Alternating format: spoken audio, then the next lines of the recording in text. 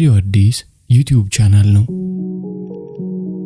በዛሬው ትረካ ሰበዝ በሚል ርዕስ በዶክተር አለማየሁ ዋሴ ከታተመው መጽሐፍ ውስጥ የተወሰኑ አጫጭር ታሪኮችን የማስደምጣችሁ ይሆናል።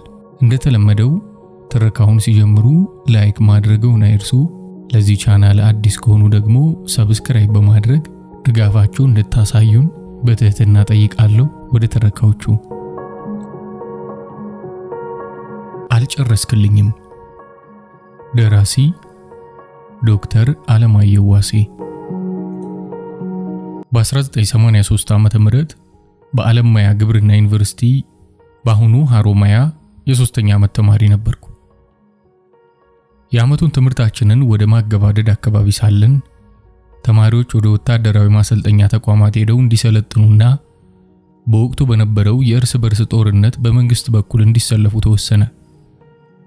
በዚሁ መሰረት ተማሪዎች ሁሉ ወደ ብላቴ ወታደር ማሰልጠኛ እንዲዘምቱ ሲደረግ እኔም እንደ ተማሪነቴ ወደ ስልጠናው ለመሄድ በግቢው ውስጥ የሚደረገውን ወታደራዊ የጤና ምርመራ ለማድረግ ተሰለፍኩ።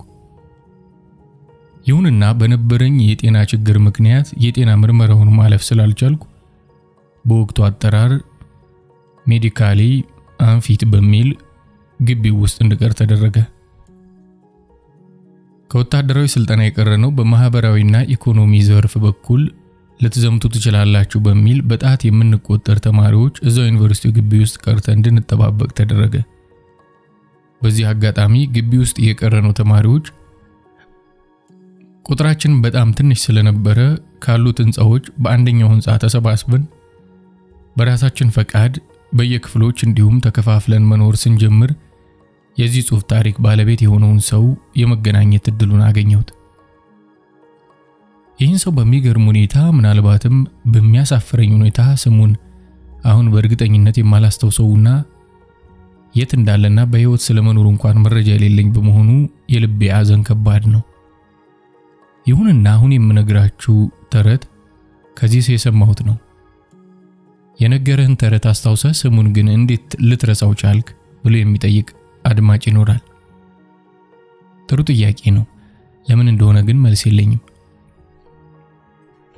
ይህ ሰው በእድሜው ከኛ በጣም ተለቅ ያለ በ1960ዎቹ መጨረሻ አካባቢ በኢሃፓ አባልነት ተጠርጥሮ በደርግ እስር ቤት ውስጥ ግርፋት የደረሰበትና ረጅም የእስር ጊዜ ያሳለፈ ነው። በዚህ ግርፋት የተነሳም እግሮቹ ላይ በደረሰበት ጉዳት እንደ ልብ ፈጠን ብሎ መራመድ የማይችል ጸባይ ለስላሳ ተጫዋችና የዋህ ሰው እንደነበረ አስታውሳለሁ። ከደርግ እስር ቤት የተረፈችውን ህይወት በተስፋ ሞልቶ የግብርና ሳይንስ በዲፕሎማ ካጠና በኋላ የተወሰነ ጊዜ ስራ ሰርቶ በኋላ ከኛ ጋር የዲግሪ ትምህርት ለመቀጠል አድቫንስ ስታንዲንግ በሚባለው ፕሮግራም የገባ ሰው ነው። በህይወቱ ብዙ መከራን እንግልትን ያየ ማጣትና ማግኘትን የሚያውቅ ስለነበር ከእርሱ ጋር መኖር ብዙም የሚከብድና የሚያስቸግር አልነበረም። ይህ ሰው በጣም ከሚወዳቸው ነገሮች አንዱ ምናልባትም በእስር ቤት በተዘጋ በር ውስጥ ለረጅም ዓመታትን በማሳለፉ ሊሆን ይችላል። ከቀኑ 11 ሰዓት አካባቢ ረጅም የእግር ጉዞ ማድረግ ይወዳል። ዶርም ውስጥ መቀመጥ ይጨንቀዋል። በዚህ ረጅም የእግር ጉዞ ውስጥ ሁሌም አብሬው እንድሄድ ይፈልግ ነበር። እኔ ደግሞ የእግር ጉዞ ማድረግ ብዙም ደስ አይለኝም። ይልቁንም አልጋዬ ላይ ሆኜ በአካዳሚክ ነፃነት ያገኘሁትን መጽሐፍ ዝም ብሎ ከላይብረሪ እየወሰዱ ማንበብ፣ አለበለዚያ ደግሞ ቁጭ ብሎ ማውራት የሚቀናኝ አይነት ሰው ነበርኩ። እናም ሁሉ ጊዜ አብሬው እንድሄድ ለማግባባት የሚያደርገው ጥረት ብዙ ጊዜ ባይሳካለትም አልፎ አልፎ አብሬው እሄዳለሁ። እንደተለመደው አንድ ቀን ስማ እስኪ ዛሬ ቀኑ ደስ ይላል፣ አየሩ ነፋሻማ ነው። አሁን ወጥተን በዚያ በሐይቁ በኩል አድርገን ዞረን ብንመጣ ምን ይመስልሃል አለኝ። ሐይቁ የሚለው ከግቢያችን ደቡብ ምዕራብ የሚገኘው የሀሮማያ ሐይቅ ሲሆን የዩኒቨርሲቲው ግቢ ከዚህ ሐይቅ ጋር ተጎራባች ነው። እንደተለመደው አይ ደክሞኛል አልሄድም አልኩት። ሁልጊዜ ማባበሉ ሲሰለቸው ጊዜ ነው መሰለኝ ድንገት ቁጭ አለና ዝም ብሎ የሆነ ነገር ማውራት ጀመረ። ከዚህ በኋላ የምነግራችሁን ታሪክ በዚህ መልኩ የጀመረው ነበር። አንድ 5 ደቂቃ ካወራይ በኋላ ዝም ብሎ ተነሳና ጫማውን አድርጎ ከዶርሚተሪ ወጥቶ መሄድ ጀመረ። እኔም በፍጥነት ጫማዬን አድርጌ ተከተልኩት። ጥሎብኝ ተረትና ወግ ወዳለሁ። የምንኖርበትን ሕንፃ ለቀን ወደ ሐይቁ አቅጣጫ ቁልቁል በዝግታ እጆቹን ከኪሱ ከቶ እየተራመደ ሲሄድ እኔ ከጎኑ ሆኜ እሺ የሚገርም ነው እላለሁ። እርሱ በዝግታ ተረቱንም መንገዱንም ይዞ ይራመዳል። እኔም ሳይታወቀኝ በተረቱ ገዝቶኝ እርሱም የሚፈልገውን የእግር ጉዞ የሚፈልገውን ርቀትና ጊዜ ከተጓዝን በኋላ ተመልሰን ወደ ዶርማችን ስንመለስ ተረቱ አላበቃም ነበር። ለዛሬው እዚህ ላይ ይብቃ አለኝ ዶርም ስንመለስ። እንዲህማ አይሆንም ትጨርስልኛለህ አልኩት። አይ ነገርኩህ እኮ ነገ እቀጥልልሃለሁ አለኝ። ይህንን ያቆምንበትን ቦታ በታሪኩ መሃል ስለማስታውሳችሁ እናንተም ስትደርሱበት ምን ያህል ወጣቱን ልቤን እንዳንጠለጠለው ልትረዱት ትችላላችሁ። ለማንኛውም በዚህ መልክ ማታ እራት በልተን ስንመለስ ብለምነው ብሰራው ሊቀጥልልኝ አልፈለገም። ስለዚህ የሚቀጥለውን ቀን 11 ሰዓት መጠባበቅ ነበረብኝ። የሚቀጥለው ቀንም ይህን ትረካውን ቀጠለ። ያን ቀንም አላለቀም። ንዝንዝ ሳደርገው ደግሞ እስኪ የሰማሁን ለማሰላሰል ጊዜ ይኑርህ እያለ ይቀልድብኛል። ብቻ እንዲህ እያደረገ የእግር ጉዞውንም ተረቱንም ለቀናት ቀጠለ። ይሁንና የሚነግረኝ ትረካ ፍጻሜ ሳያገኝ ጀግናው የኢህአዴግ ሰራዊት አዲስ አበባ ገባ የሚል ዜና ሰማንና በእግር እየተንሸራሸርን ጣፋጭ ትረካ የምንሰማበትና የምናጣጥምበት ስሜት ጠፍቶ በጭንቀት ተዋጥን። ከቤተሰቦቻችን ጋር የምንቀላቀልበት ጊዜ እየናፈቀን ሁላችንም ተሸበርን። ተረቱንም ሳይጨርስልኝ እነሆ ለመለያየት በቃን። ሁላችንም ወደ ቤተሰቦቻችን በብዙ ጭንቅ ተጉዘን ከደረስን ከወራት በኋላ ወደ ግቢው እንመለስም ይህ ሰው ተመልሶ ወደ ግቢ ስለመምጣቱ እርግጠኛ አልነበርኩም። ምክንያቱም የ2 ዓመት ትምህርት በ1 ዓመት መጨረስ ስለነበረብን ወከባ ላይ ስለነበርን በዛ ላይ የጥናት መስካችን የተለያየ ስለሆነ ይመስለኛል። ያም ሆነ ይህ ግን የተረቱን ፍጻሜ ሳይነግረኝ በመቅረቱ ሁልጊዜ ይቆጨኛል። የተረካውን ፍሰት ተከትዬ በምናቤ ሊጨርሰውና ለጻፈውልና መብቱን የተጋፋውት ስለሚመስለኝ አቅማጣለሁ። ይሁን እንጂ እርሱ የተረከልኝን ያህል ባይሆን እንኳን በተቀራረበ ትውስታ የነገረኝን ለአድማጭ ለማካፈል ወሰንኩ። ተረቱን ሲጀምረው እንዲህ ብሎ ነበር። በድሮ ጊዜ አለ ረጋ ብሎ፣ በድሮ ጊዜ ዓለም አሁኑ በአህጉሩ ተቀምራ በሀገራት ተከፋፍላ ብዙ ከመሆኗ በፊት በአራት ንጉሠ ነገሥታት ትመራ ነበር።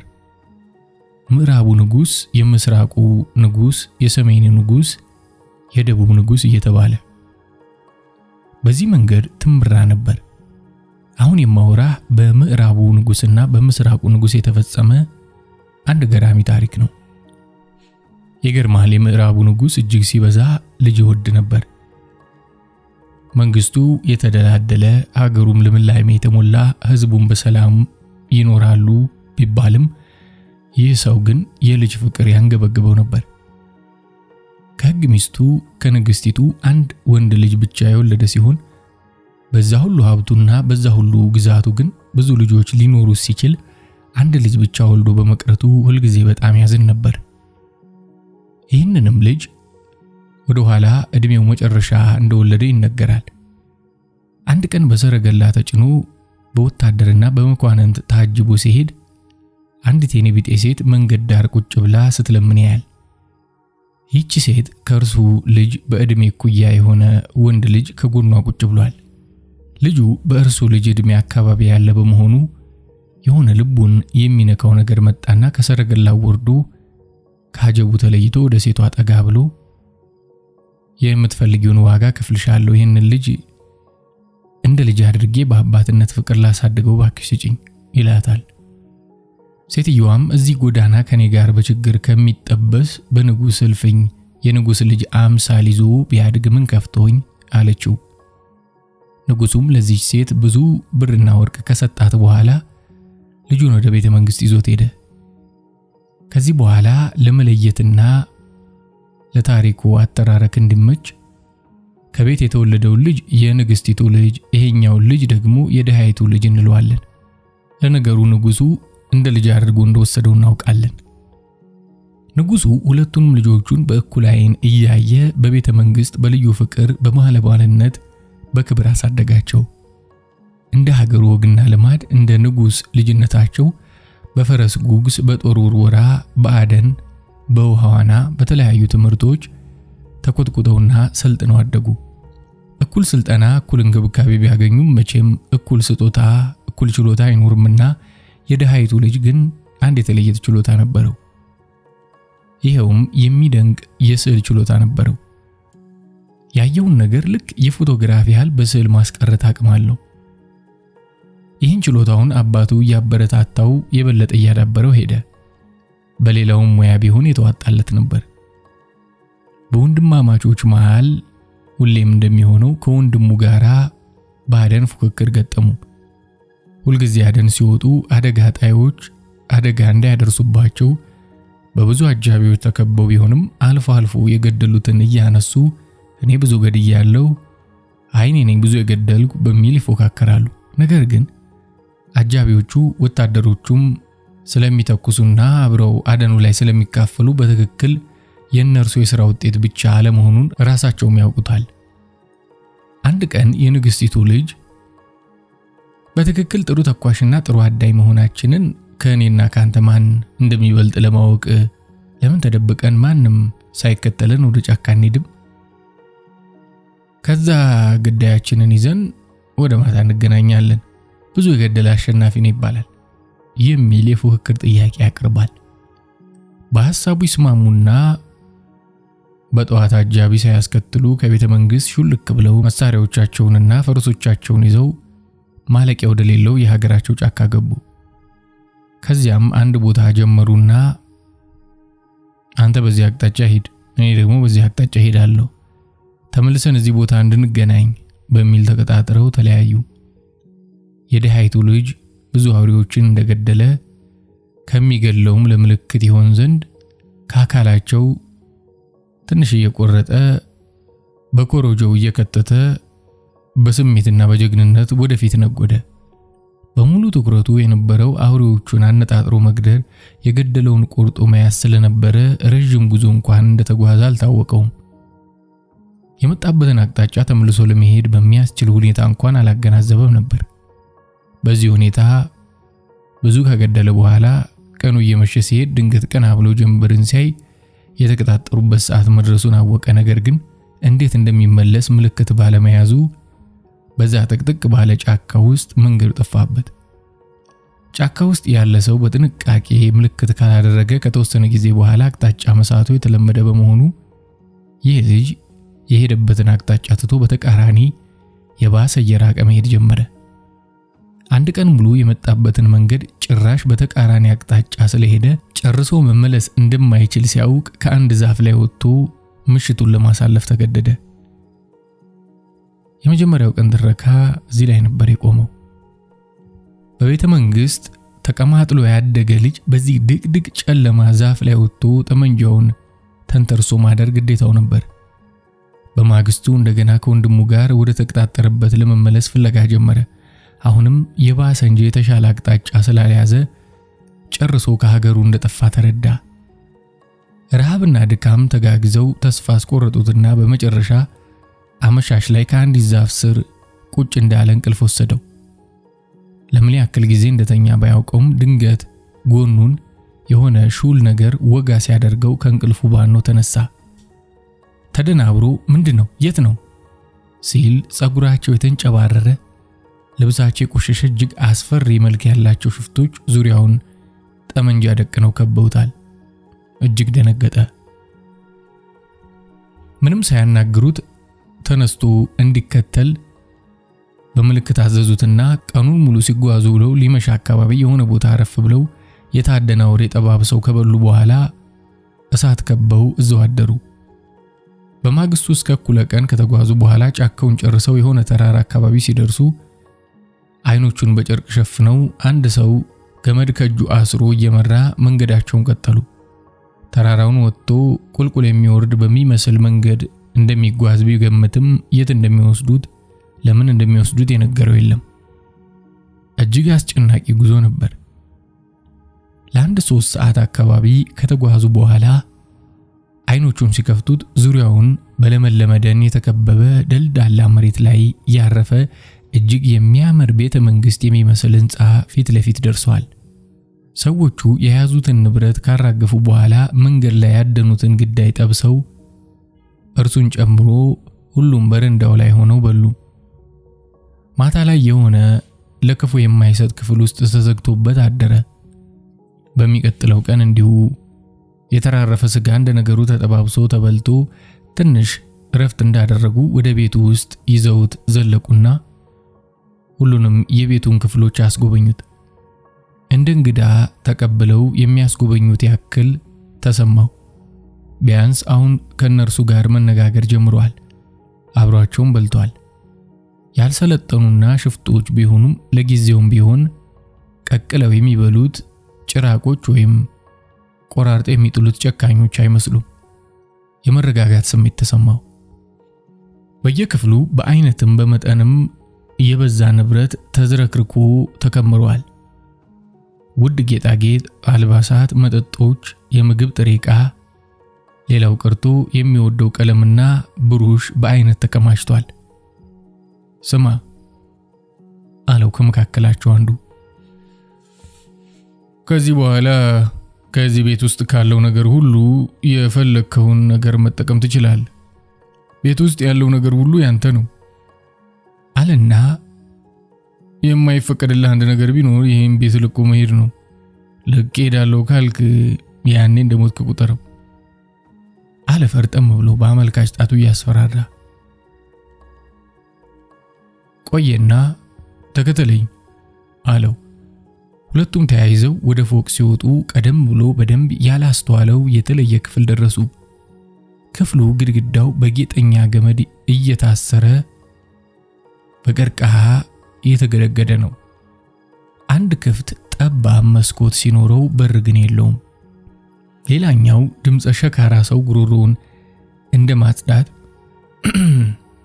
አለና እዚህ ክፍል ውስጥ አምላካችን አለና ሲል ድንጋጤ የመጣበትና ሲርበተበት አይቶት ምንም የሚያስፈራ ነገር የለም ሲል የሚጎረጠረጡት አይኖቹ በሸካራው ድምፁ ጋር ተዳምሮ በራሱ የሚያሸብር መሆኑን አልተረዳውም። ብቻ ማድረግ ያለብህ ከምትመገበው ምግብና ከምትጠጣው መጠጥ ቢያንስ ጠዋትና ማታ በመስኮቱ በኩል ፊትህን አዙረህ ሳትመለከት የሚበላውን በሳህን የሚጠጣውን በብርጭቆ አድርገህ ታቀርባለህ አለ። መጀመሪያ ያናገረው ቀበል አደረገና ልብ በል ወደ መስኮቱ ፊትህን ሳታዞር ተጠግተህ ማቀበል አለብህ። ያየው ከሰጠው ግን መሞትክን እንድታውቅ አለው። ይሄ ሰውዬ ትሞታለህ ከማለት ሌላ ያውቅም እንዴ አለ በልቡ። እነርሱ እንደለመዱት የአደን ግዳያቸውንና በጥሬውና ጠብሰው እየበሉ እሱ ቤት ውስጥ ካለው በሚፈልገው መልክ እየሰራ እንደታዘዘው ለራሱ ካዘጋጀው እየቀነሰ ለአምላካቸው በመስኮት እያቀበለ 3 ቀናትን ያክል አብረው ቆዩ። መረጋጋቱንና የተሰጠውን አምላካቸውን የመቀለብ ሥራ እየተወጣ መሆኑን ሲያረጋግጡ ለተለመደው ዘረፋቸው ሊወጡ ተዘጋጁ። ወደ ምስራቁ ንጉሥ ለዘረፋ ልንሄድ ነው። 15 ቀናት ቆይተን እንመለሳለን። ቤቱና ቤት ውስጥ ያለው ነገር በሙሉ ተሰጥቷል። ድጋሚ የምናስጠነቅቅ ነገር ቢኖር ከዚህ ቦታ ወጥተህ ብናገኝ መሞትህን እንዳትረሳ ነው። አምላካችንንም እንዳትረሳ አሉት እየተቀባበሉ። ከዚያ ወደ ተራራው አቅጣጫ ከአይኑ እየራቁ ሄዱ። ከተወዳጅ አባቱና ቤተሰቡ ከተቀማጠለው የቤተመንግስት ኑሮ ተለይቶ የት እንዳለ በማያውቀው ስፍራ የቁም እስረኛ ሆኖ መቀመጡ አሳዛኝ ነበር። ቢሆንም እውነታውን ከመቀበል ያለፈ ለጊዜው የሚያደርገው ምንም ነገር ስላልነበረ ግቢውንና የቤቱን ክፍሎች አንድ በአንድ ማጥናት ጀመረ። የህይወትን ዕጣ ፈንታ በጸጋ ተቀብሎ ቀለል ለማድረግ የሚወደውን ስዕል እየሳለና ቤት ውስጥ በተቀመጡት ሙዚቃ ማዳመጫዎች ሙዚቃ እያዳመጠ እንደታዘዘው ጧትና ማታ ምግብ እየሰራ ከሰራው ምግብ ለአምላካቸው ፊቱን እያዞረ እየሰጠ እርሱም እየተቀበለው 15 ቀናትን ቆዩ። ቤቱን ሲያጠና እነዚህ ሽፍቶች ሀብትና ንብረት እየዘረፉ ያመጣሉ እንጂ የሚያመጡትን ሀብትና ንብረት እንዴት እንደሚጠቀሙበት እንደማያውቁ ተገንዝቧል። ምግባቸው የዱር አውሬ ስጋ ብቻ እንደሆነ ተረድቷል። እናም በሚጠጡበት ቀን ዳቦ ጋግሮ ከመጠጡም ሊመጥናቸው የሚችለውን መጠጥ አዘጋጅቶ ሻይ ቡናም እንደ ምርጫቸው አዘጋጅቶ ጠበቃቸው። እንደተለመደው ዘርፈው ያመጡትን ሀብት በየክፍሉ አኑሮ ሲጨርሱ ግብዣውን አቀረበ። ከለመዱት ውጪ የበሰለና የሚጣፍጥ ነገር ሲቀምሱ በጣም ተደሰቱ። ልጁንም ወደዱት። እንዴማ ከሆነ በጣም ነው የምንወድህ፣ በቃ አንተኛ ጋር ነው የምትኖር እያሉ አሞካሹት። እንደተለመደው ከ3 ቀናት በኋላ አሁን ደግሞ ወደ ደቡብ ንጉስ ሀገር ልንሄድ ስለሆነ ስንመጣ ደግሞ በጣም የሚጣፍጥ አዘጋጅተህ እንድትቆየን እሺ አሉትና ተሰናብተውት ሄዱ። ወደ ደቡብ በሄዱ በሁለተኛው ቀን እንደተለመደው በጠዋት ምግብና መጠጥ አዘጋጅቶ ለአምላክ ተብየው ሊያቀብል ሲሄድ የሆነ ነገር በአይምሮ ተመላለሰ። ለምንድነው ፊቴን አዙሬ የምሰጠው? ለምን ፊት ለፊት አልሰጠውም አለ። እንዲህ በሞትስ አለ ለራሱ። በዚህ ሁኔታ መኖርም መሞትም ያው አንድ ነው። የማላውቀውን ፍጥረት እየቀለብኩ ከመኖር የሚመጣውን መቀበል ይሻላል አለና ራሱን አደፋፈረ። ሽፍቶቹ አፍነው ያመጡት የአምላካቸው ቀላቢ እንዲሆን ፈልገው እንደሆነ አምኗል። ከመሞት መሰንበት አይቻልም የሚል ስሜት እንደገና ታገለው። ከራሱ ጋር ብዙ ከታገለ በኋላ ፊቱን ሳያዞር ፊት ለፊት እያየ ለመስጠት ወሰነና ወደ መስኮቱ ተጠጋ።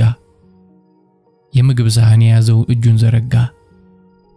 በዚህ ጊዜ ከመስኮቱ ውስጥ አንድ ድምጽ ተሰማ። እንዳትዞር የሚል ነበር። በጣም ከመደንገጡ የተነሳ በቁሙ ሊወድቅ ምንም አልቀረውም ነበር። ራሱን አረጋግቶና ህሊናውን ሰብስቦ ሲያዳምጥ እንደገና ወደኔ እንዳትዞር፣ ፊትህን እንደታዘዝከው አድርገህ ስጠኝ የሚል ድምጽ ሲሰማ የሴት ድምጽ መሆኑን ተረዳ።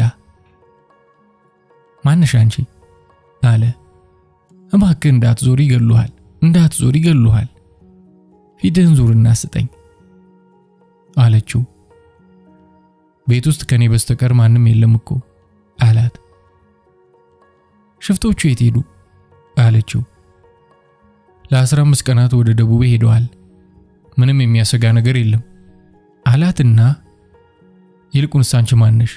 እስኪ ወደ መስኮቱ ጠጋ ብለሽ አናግሪኝ ብሎ ተማጸናት። እርሷም ወደ መስኮቱ ጠጋ ስትል ከውጭ ባለው ብርሃን ሙሉ ፊቷን ለማየት ቻለ። እጅግ የምታምር ውብ ሴት ናት። የልዕልትነት ማዕረግ ያላት መሆኗንም ከላይዋ ላይ ባደረገችው አክሊል ለመረዳት ቻለ። ቁንጅናዋ ይሄን የሚባል አልነበረም። ያየውን ለማመን ተስኖት ለሴኮንዶች ፈዞ ቀረ። ቆይቶ እንደማባነን አለና ለመሆኑ ማንሽ? እንዴት እዚህ ውስጥ ትኖሪያለሽ? ሰዎቹን የምታዣቸው አንቺ ነሽን? አላት አከታትሎ። የምስራቁ ንጉስ ልጅ ነኝ። ባጋጠመኝ ለሽርሽር በወጣሁበት እዚህ ጠልፈው አመጡኝ አለች በሐዘን። ታዲያ ለምን እዚህ ውስጥ ቆለፉብሽ? አላት እርሱም ሐዘኗ ተጋብቶበት።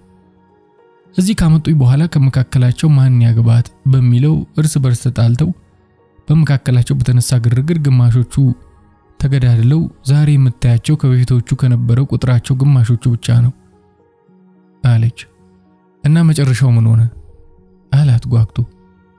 አሁን በመስኮቱ ግራና ቀኝ ቆመው ለረጅም ጊዜ እንደሚተዋወቁ ሆነው ነው የሚያወሩት። የቀሩት እርስ በርስ መጣላት የትም እንደማያደርሳቸው ሲያውቁ በአንድ ነገር ተስማሙ አለችው። በምን? አላት ጥድፍ ብሎ።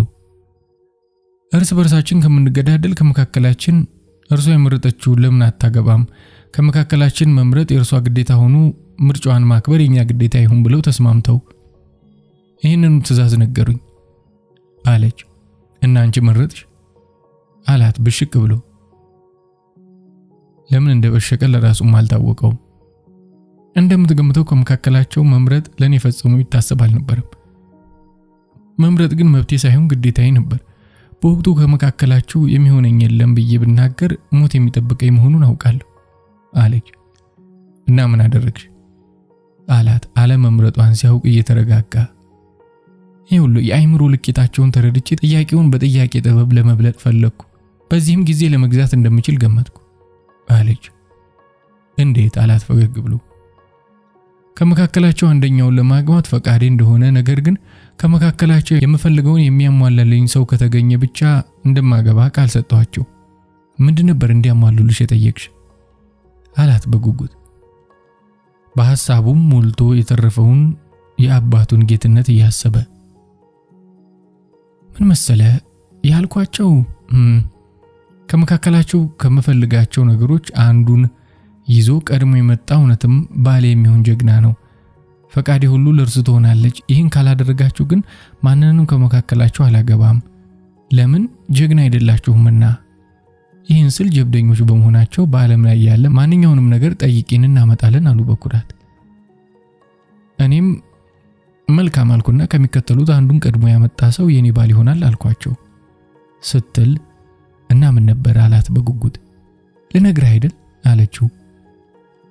የበቅሎ ክበድ በሀገር ገመድ ታስራ ወይም የተጠበሰ ቅቤ በገደል ማር ታሽቶ ወይም በዶሮ ታርሶ የተመረጠ የገብስ እሸት ወይም በወንፊት እየተቀዳ የምንጭ ውሃ ለበለዚያ ደግሞ ነጭ ኑግ በጥቁር ወተት ተለውሶ በሶ ነበር አለችው። እና እነርሱ ምን አሉ አላት። እነርሱማ ሁሉም ፈነጠዙና ይህንንማ በምዕራቡም በምስራቁም በደቡቡም በሰሜኑም ሄደን በየጋራው በየሜዳው ቤተ መንግስት ሳይቀር ጓዳ ጎድጓዳውን አሰሰን ከመካከላችን አንዱ ማምጣቱ የማይቀር ነው አሉና እስከዛ ምን ይሁን ሲባል ማንም ሰው ይሄንን ሳያሟላ ለጋብቻ ጥያቄ ወይም ለሌላ ጉዳይ እርሷ ዘንድ እንደማይደርስ በአንድ ክፍል ውስጥ ተቆልፋ ተቀመጥ። ክፍሉ ደግሞ በቀላሉ መከፈትና መዘጋት የሚችል ሳይሆን እንዲያውም ግድግዳውን ፈርሶ መልሶ ሊጠግነው በማይቻል ሁኔታ ተሰርቶ መቀመጥ አለባት ተባለ። አንድ ሰው ብቻ እየቀረ ምግብ እያቀበለኝና እየጠበቀኝ ያም ሰው እኔ ውስጥ እንዳይገናኝ ተመልከተው። ግድግዳው በልዩ ሁኔታ የተሰራ ነው። በልዩ የገመድ ማሰሪያ በጌጥ የታሰረ ነው። ተፈቶ እንደገና ቢታሰር አስተሳሰሩ ስለሚጠፋ መፈታቱ ይታወቃል እና ሲመጡ ሊገድሉት ይችላሉ። በዚህ ምክንያት ወደ እኔ እንዳይቀርብ ፊቴንም አይቶ እንዳይፈተን ፊታቸውን እያዞሩ እንዲሰጡኝ በወሰኑት መሰረት አንተ እስከመጣህበት ጊዜ ድረስ በመታየው ሁኔታ አስቀመጡኝ አለችው። ባሳለፈችው ፈተና እጅግ ሲያዝን የቀረበላትን ፈተና የተወጣችበትን መንገድ ደግሞ በጣም ይገርማል እያለ እጅግ ሲያደንቅ ቆየና እንዲያው ለመሆኑ ከዘረዝርሻቸው ውስጥ አንዱ እንኳን የሚገኝ ይመስልሻል አላት። ዋናው ነገር እርሱ አይደለም አለችውና ተሳሳቁ። እና አሁን በየሀገሩ የሚንከራተቱት ይሄኑ ፍለጋ ነው ሲላት ነው እንጂ ንብረትማ ቤቱ ውስጥ የሞላው ዘላለም ያኖራቸው አልነበር አለች።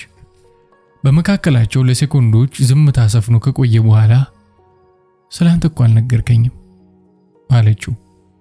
ድምጿ እንደ መልኳ ያማረ ሙዚቃዊ ቃና ያለው ነው። ያሳለፈችውን ፈተና ስታወራ መከራዋን ሳይሆን ለስላሳ ሙዚቃ የሚደመጥ ያክል ልብን ይሰረስራል። የኔም እንዳንቺ ተመሳሳይነት አለው አለና የምዕራቡ ንጉስ ልጅ እንደነበረ የልጅነት ህይወቱም ጭምር ከወንድሙ ጋር በመገዳደር ለአደን ወጥተው አቅጣጫ ጠፍቶበት ከወንድሙም ከአባቱም ሳይገናኝ ሲንከራተት እነዚህ ሰዎች እንዳገኙት ተረከላት። ተመሳሳይ ደረጃ የነበራቸውና ተመሳሳይ ጣፋንታ የገጠማቸው መጪው ተስፋቸውም የተሳሰረ መሆኑን ስለተረዳ ልቦናቸው ተቀራረበ። ለምን ከዚህ ጨለማ ክፍል አትወጭምና ምን ማድረግ እንዳለብን አንመካከርም አላት። አይሆንም ልወጣም አልችልም አለች ፈርጠም ብላ። ለምን አላት። ምክንያቱም ቢያውቀውም ከእርሷ መስማት ፈልጎ እንዲገድሉህ አልፈልግም። ግድግዳውን ይኸው እንዴት እንደታሰረ እንዴት ገመዱን ከፈታኸው መልሰህ ማሰር ስለማትችል አደጋ ውስጥ እንወድቃለን አለችው። ለዚህ እንኳን አታስቢ ዘዴ ያለው አለና ወደ ሌላኛው ክፍል በፍጥነት ሄዶ ወረቀት ብሩሽና ቀለም ይዞ ተመለሰ። በተካነው የስዕል ችሎታው ግድግዳውንና የገመዱን አጠላለፍ በጥንቃቄ ንድፉን ሳለና ገመዱን ፈቶ ከጨለማው ክፍል አወጣት። የናፈቃትን የፀሐይ ብርሃንና ንጹህ አየር እንደ ልቧ አገኘች። የምትፈልገውን ምግብ አዘጋጅታ ለመመገብ በቃች። ግሩም የሆነ ፒያኖ የመጫወት ችሎታዋን አወጣችው። አለንጋ ጣቶቿን ፒያኖ ቁልፍ ላይ እያወራጨች የሙዚቃውን ስልት ተከትላ አንገቷን ስትሰብቀው ፀጉሯ በበኩሉ በትከሻዋ ወርዶ ሽንጧ ላይ ንፋስ እንደሚያዘመው የስንዴ እሸት ድንገት ከላይ ወደ ታች ክምብል ይላል። ጠንካራው ምኞቴ የሚለውን ክላሲካል ድርሰት ስትጫወት ከመመሰጧ የተነሳ ከፊት ለፊቷ ቁጭ ብሎ ሲስላት እንኳን አላየችውም ነበር። ሙዚቃውን ስትጨርስ ስዕሉን ሲያሳያት በችሎታው እጅግ ተደነቀች። በሁሉም ነገር አቻዋ የሆነ የመከራዋ ደራሽና ታዳጊዋን ያገኘች ሆኖ ስለተሰማት ስሜቷ ለቀቅ ሲል ውበቷም የጨመረ መሰለ። ከ15 ቀን በኋላ እንደሚመጡ ስለሚያውቁ እርግጠኛ ሆነው 12ቱን ቀናት እየተወያዩ እየተሳሳቁ ሐዘናቸውን ረስተው የደስታ ጊዜ አሳለፉ። የእርሷ ከጨለማ ክፍል መውጣት ለእርሱ ተጨማሪ ጉልበትና ዕውቀት ሰጠው። አጋቾቻቸው ሲመጡ የተለየ የሚያስደስትና የሚጣፍጥ ምግብና መጠጥ ለማዘጋጀት አገዛቸው። ይህም የበለጠ ታማኝነት እንዲያተርፍና ረጅም ጊዜ በዚያው እንዲቆዩ ለመጠየቅ የሚያስችላቸው ነበር። ሁሉንም በአግባቡ አዘጋጅተው ሲጨርሱ በ13ኛው ቀን ላይ እርሷን ወደ ነበረችበት ቦታ አስገብቶ የሳለውን ንድፍ እየተመለከተ ገመዱን ጠላልፎ ግድግዳውን እንደነበረ አቁሞ ቆያቸው። ሲመጡ ሁሉም ነገር እንዳስቀመጡት ሲሆን የተለየው ነገር ከዚህ በፊት ሊኖሩ የማያስቡት ቀምሰውት የማያውቁት ምግብና መጠጥ በልዩ አቀራረብ ተዘጋጅቶ መቆየቱ ነበር። እጅግ ደስ አላቸው። 4 ቀናትን በምቾት አሳለፉ። በእርሱም ላይ እምነት ጣሉበት። እንደዚህ አይነት ምግብ ድጋሚ ትሰራልን አለ? አሁን እኮ ወደ ሰሜን ልንዘርፍ ልንሄድ ነው አሉት። አሁን በደንብ ሰራላችኋለሁ፣ ነገር ግን በ15 ቀን የምትመጡ ከሆነ አይደርስም። ስለዚህ ምናልባት አንድ 20 ቀን ከቆያችሁ ከዚህ የተሻለ አዘጋጅቼ ልቆይ ይችላልው አላቸው። ምንም ችግር የለም፣ 20 ቀን ቆይተን መጣለን፣ ብቻ አንተ ልዩ እንደዛሬው አይነት እንድታዘጋጅልን አሉት። ተሰናብተውት ሊሄዱ ሲሉ እኔ ምላችሁ እንደው እዚህ ስለሰለቸኝ እስኪ ትንሽ ልሸኛችሁ አላቸው። ሙሉ እምነት ስለነበራቸው እንዲሸኛቸው ፈቅደውለት ከቤቱ ወጥቶ የተራራውን መውጫ ሰርጥ ለማየት ቻለ። ከዚህ በላይ መሄድ ጥርጣሬ ስለሚፈጥር ተሰናብቷቸው ተመለሰ። ከነርሱ ተሰናብቶ እንደተመለሰ በናፍቆት እየተጫወቱ ያንኑ የግድግዳ ማሰሪያ ገመድ መፍታት ጀመረ። በመሃል ልዕልት ሆይ አለና ሲል ምን ነው ልዑል ሆይ አለችው። እርሷም እየቀለደች አለና ሲያቅማማ ቆይቶ እኔስ በዚህ የጋብቻ ፍክክር ውስጥ ብገባ ምን እንዳመጣት ጠየቅ ይሆን አላት። እውነት ለመናገር መታገቱን አሁን እየወደደው መጥቷል። ከሞቱ ጋር ሳይሆን ከለምለም ሕይወት፣ ከብቸኝነት ጋር ሳይሆን ከብዙ ወዳጆች የሚያስንቅ አብሮነት ጋር፣ ከጭንቀት ጋር ሳይሆን ከፍስሐ ጋር የተቆራኘ ዕጣ ፋንታው ባማረ ስፍራ የወደቀች እየመሰለው መጥቷል። ለአንተ ሌላ ይሰጣል አለች እየተሽኮረመመች። መላው አካሏ ከንግግሯ ጋር እንደ አለንጋ ታጥፎ ይዘረጋል። ምንድነው አላት። አሁንም ገመዱን እየፈታ እጅ በሌለው ሸማኔ የተሰራ ሰማይን የሚያክል ጥበብ ኩታ ካመጣህልኝ አለችው። ጉደኛ ነሽ፣ አይሆንም ማለት አይሻልም አላት ፈገግ ብሎ። ማን ጠይቅ አለ? ሳትዋጋ ንገስ ቢሉት ግድ ተዋግቼ አለ ያገሬ ሰው አለች ዞማ ጸጉሯን እየነሰነሰች። እንዲህ ውስጥ ወይራ የሆነ ቀልዳቸውን እየተቀላለዱ ገመዱን ፈቶ ሲጨርስ ምድር ቤት ካለው ሳሎን ቁርሳቸውን በልተው የማምለጫ ዕቅዳቸውን በቁም ነገር መወያየት ጀመሩ።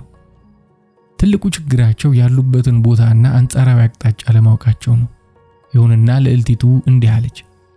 የኔ አባት የምስራቁ ንጉስ ነው።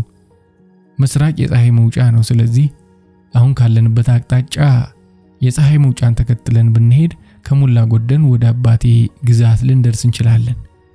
ሌላው ምልክት ሊሆነን የሚችለው ደግሞ የአባቴ ግዛት ማብቂያው ወይም መጀመሪያው ትልቅ ባህር አለው፣ መርከቦችም አሉት። ወደዚህ ከተጠጋን በትክክል መድረሳችንን እናውቃለን አለችው። አጋዦቻቸው በአሁኑ ጉዟቸው ወደ ሰሜን ስለሆነ የሄዱት መንገድ ላይ የመገናኘታቸው እድል ጠባብ ስለሆነ ጊዜው ለማምለጥ አመቺ መሆኑን አመኑበት። ስለዚህ በሚቀጥለው ቀን ለጉዞ የሚያስፈልጋቸውን ምግብ፣ መጠጥ፣ በገንዘብ የሚለወጡ ውድ ጌጣጌጦችን፣ አልባሳትንም እንዲሁ ለስዕል መስያ የሚያስፈልጉ ቀላል ነገሮችን ተከፋፍለው ተሸክመው ታግተው ከሚኖሩበት ቤት ወጥተው በማለዳ ጉዟቸውን ቀጠሉ። እነዚህ ሁለት ወጣት ልዑልና ልዕልት ረጅሙን የተራራ ሰርጥ ወጥተው ደልዳላው ስፍራ ሲደርሱ የምስራቅን አቅጣጫ ተከትለው ነጎዱ። ብዙ ቀናትን ተጓዙ። እርሱ አብሮ ሲጓዝ የሚውል ቢሆንም ሌሊት ላይ እርሷን ከክንዱ ላይ አቅፎ ከአውሬ መጠበቅ ግዴታው ነበር።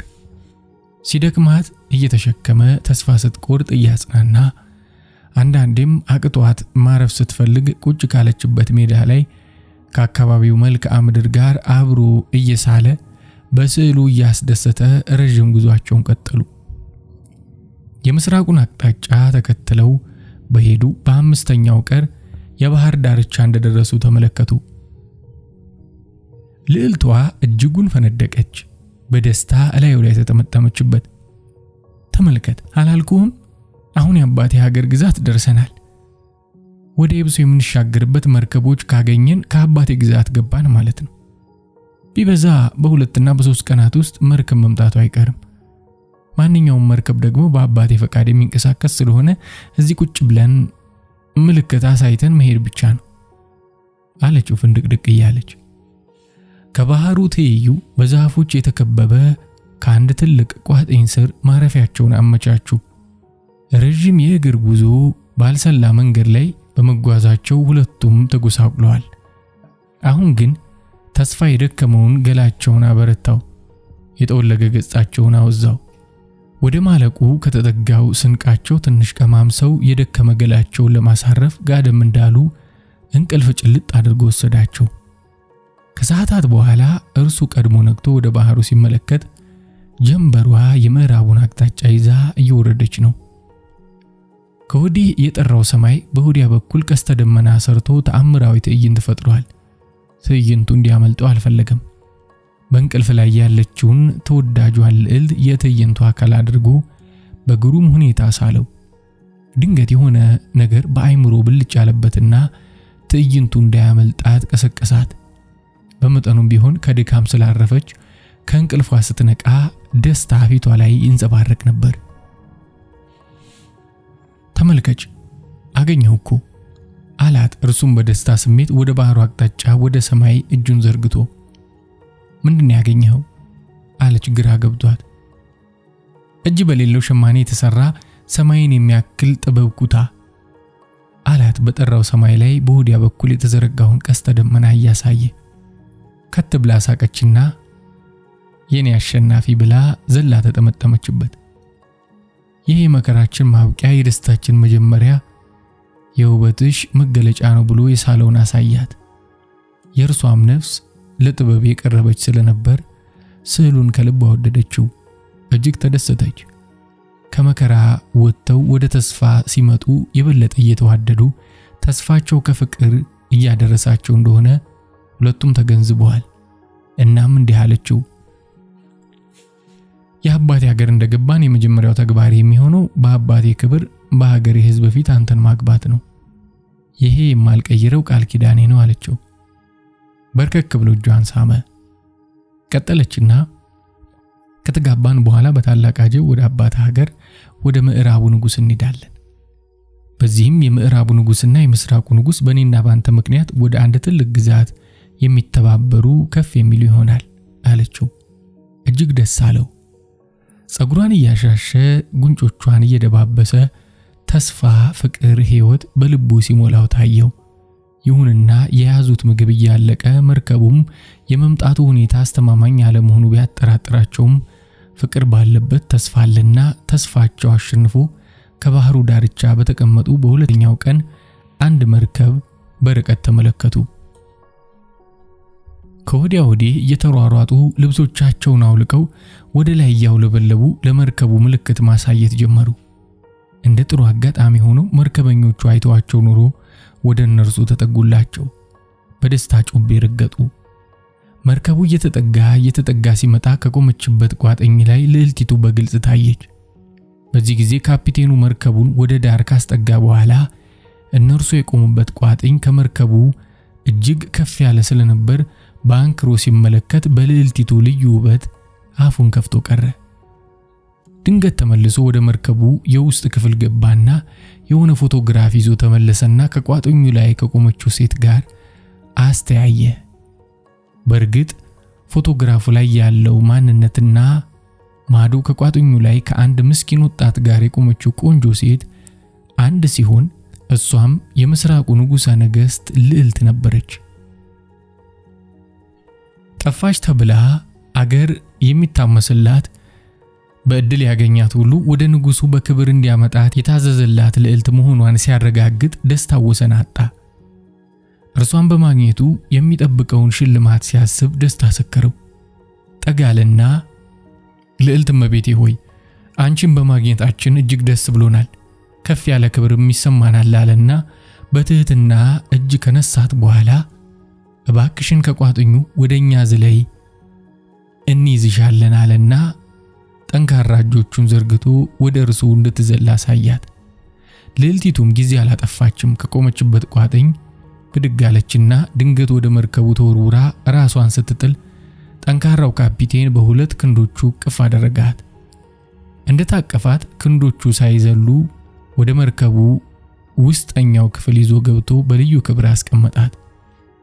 ልዕልት ሆይ ወጣቱን ደግሞ ማምጣት ይገባናል አላትና ተመልሶ ወጥቶ ሄደ። ነገር ግን ቀጥታ ተመልሶ ወደ ልጁ ከመሄዱ በፊት ወደ ሆነ ክፍል ገብቶ የሆነ ዕቃ አውጥቶ ሄደና አሁንም ልክ ልዕልቲቱን በተቀበለበት አኳኋን እጁን ዘረጋና ዝለሌሌ ወንድም አለው። የምዕራቡ ንጉሥ ልጅም ልዕልቲቱን በሙሉ ኃይሉና በሙሉ ክንዱ ሲቀበላት ስላየ በሙሉ እምነቱ እርሱም ወደ ላይ ዘለለ። ወደ ካፒቴኑ ሲወረወር ካፒቴኑ ከጎኑ ይዞት የነበረውን ጩቤ ድንገት ላጥ አደረገና ሆዱ ላይ ሸጥ ሲያደርግበት በደም ተነክሮ ወደ ጥልቁ ባህር ተወረወረ። ካፒቴኑ ጊዜ አላጠፋም። ወደ ማዘዣ ክፍል ገባና መርከቡ እንዲንቀሳቀስና በከፍተኛ ፍጥነት ወደ ንጉሥ ዋና ከተማ እንዲቀዝፍ አደረገ። ከደመቀችው የምስራቁ ንጉሥ ዋና ከተማ ወጣ ብሎ በታላቁ የባህር ዳርቻ የሚኖሩ አንድ አሳ አጥማጅ አዛውንት ነበሩ። እኛ አዛውንት ጧሪ ደጋፊ የሌላቸው የዕለት እንጀራቸውን ከባህሩ አሳ በማጥመድ ግማሹን ለቀለብ የሚተርፈውን ደግሞ ከተማ ወስዶ በመሸጥ የሚተዳደሩ ምስኪን ሰው ነበሩ። እንደተለመደው በምሽት የጣሉትን መርከብ ተስፋ አድርገው ከባህሩ ዳርቻ ካለው ጎጆ ቤታቸው በጠዋት ወጥተው ወደ ባህሩ ዳርቻ ወረዱ። ፈጣሪም የዕለት እንጀራቸውን እንዲሰጣቸው ተማምነው መረባቸውን ወደ ዳር ለመጎተትና የታዘዘላቸውን አሳ ለመልቀም ከተለመደው ጊዜ ለየት ባለ መልኩ መረቡ ብዙ አሳ ያጠመደ ያክል አቅማቸውን በሚፈትን ሁኔታ ከበዳቸው። አይ ፈጣሪ የዕለት እንጀራ ብለህ ይህን ሁሉ ከአቅሜ በላይ የሆነ አሳ ሲያስገኝ በማለት እያመሰገኑ እንደገና እንደምንም ያለ የሌላ አቅማቸውን ተጠቅመው መረቡን ወደ ዳር መጎተት ጀመሩ። በሽማግሌ ኃይላቸው የጫሉትን ያህል ተማሙተው መረቡን ወደ ዳር ጎትተው መሃል አካባቢ ሲደርስ እንደገመቱትና እንዳሰቡት የሚበላና የሚሸጥ አሳ ክምችት ሳይሆን ተጠማዞ የወደቀ የወጣት ሬሳ ሆኖ አገኙት። በድንጋጤ ተውጠው ይህን ወጣት እንደምንም ጎትተው ወደ ባህሩ ዳርቻ አደረሱት። ተስፋ የሌለውና የሞተ የመሰላቸውን ዘርግተው ጠጋ ብለው የልብ ትርታውን ሲነኩ ግን በጣረሞት ላይ ያለ ጨርሶ ያልሞተ መሆኑን ተረዱ። እንደምንም ብለው ወደ ዳር አውጥተው ከሳምባው ውስጥ የገባውን ውሃ ደረቱን ጫን ጫን ሲያደርጉ በአፉ ውሃ ቡልቅ ቡልቅ እያለ ወጣ። ከዚያም አፋቸውን አፉ ላይ ገጥመው ትንፋሽ እየሰጡ እንዲተነፍስ አድርገው ያለ የሌለ ኃይላቸውን ተጠቅመው እንደምንም ተሸክመው ወደ ጎጆአቸው ወሰዱት። ከጎጆአቸው አስገብተው የለበሰውን በማዕበል የተቀዳደደ ልብስ ጨርሰው ሲያወልቁ ጎኑ ላይ በጩቤ የተወጋው ቁስል ብዙ ደም ፈሶት በመጨረሻ ወደ መርጋት ተቃርቦ ተመለከቱ። በሽማግሌ ጉልበታቸው በተቻለ ፍጥነት ወዲያና ወዲህ እየተሯሯጡ ደሙን በንጹህ ጨርቅ ካጠቡ በኋላ የአሳ ዘይት ጨምረው ግጥም አድርገው በጨርቅ ወገቡን ዙሪያ አሰሩት። እሳት አድርገው ሙቀት እንዲሰማው አደረጉት። ለክፉ ቀን ብለው ያስቀመጡትን የአሳ ቋንጣ ወርደው ሾርባ ሰርተው ካንገቱ ቀና አደረጉና ትንሽ ትንሽ እንዲቀምስ አደረጉ። ወጣቱ ሙቀት ሲያገኝና የደም መፍሰሱን አቁሞ በተወሰነም ደረጃ ፈሳሽ ምግብ በመውሰዱ በሶስተኛው ቀን እንደምንም ራሱን ማንቀሳቀስ ቻለ። ቀስ በቀስም ራሱን እያወቀ መጣ። ራሱን ባወቀበት ሰዓት ሽማግሌውን የት እንዳገኙት ጠየቃቸው። እርሳቸውም የዕለት እንጀራቸውን ለማግኘት ወደ ባህር ቢወርዱም መረባቸው ውስጥ አሳ ሳይሆን የእርሱን የደከመ ሰውነት እንዳገኙና እንደምንም ተሸክመው ጎጆአቸው አምጥተው እንዳተረፉት ተረኩለት። እንደምንም ብሎ አእምሮውንና አካሉን እያሰባሰበ ወደ ውስጥ ማሰብ ሲጀምር በመጨረሻ ሰዓት የሆነውን ሁሉ ለማስታወስ ቻለ። በቁስልና በስቃይ ውስጥ ሆኖ ከተወዳጅ ልዕልቲቱ ከመከራ ከወጣት ፍቅረኛው ጋር የተለያየበትን የመጨረሻውን ቅጽበት አስታወሰ። በአባቱ ሀገር ግዛት ውስጥ የሚኖር መርከብ እርሷን በክብር የተቀበላት ካፒቴኑ እርሱን ግን በጩቤ ወቅቱ ባህር ውስጥ እንደጣለው ተረዳ። ይሁንና እርሱ ወደ ባህር ተወግቶ ሲጣል ልዕልቲቱ ተከታትላ ልታድነው ሲገባት በዚያ ሁኔታ ጥለው በመሄዷ በእጅጉ ተበሳጨ። ሐዘን ልቡን ሰበረው። ፍቅር ወደ ጥላቻ ተቀየረ። ተስፋ በጥልመት ተሞላ። ነገር ግን ሕይወት ነውና መቀጠል ነበረበት። ሰውነቱ እያገገመና እየዳነ በሄደ ጊዜ ሽማግሌው ስለማንነቱ እንዲነግራቸው ጠየቁት። እርሱ ግን ምንም ነገር መናገር አልፈቀደም።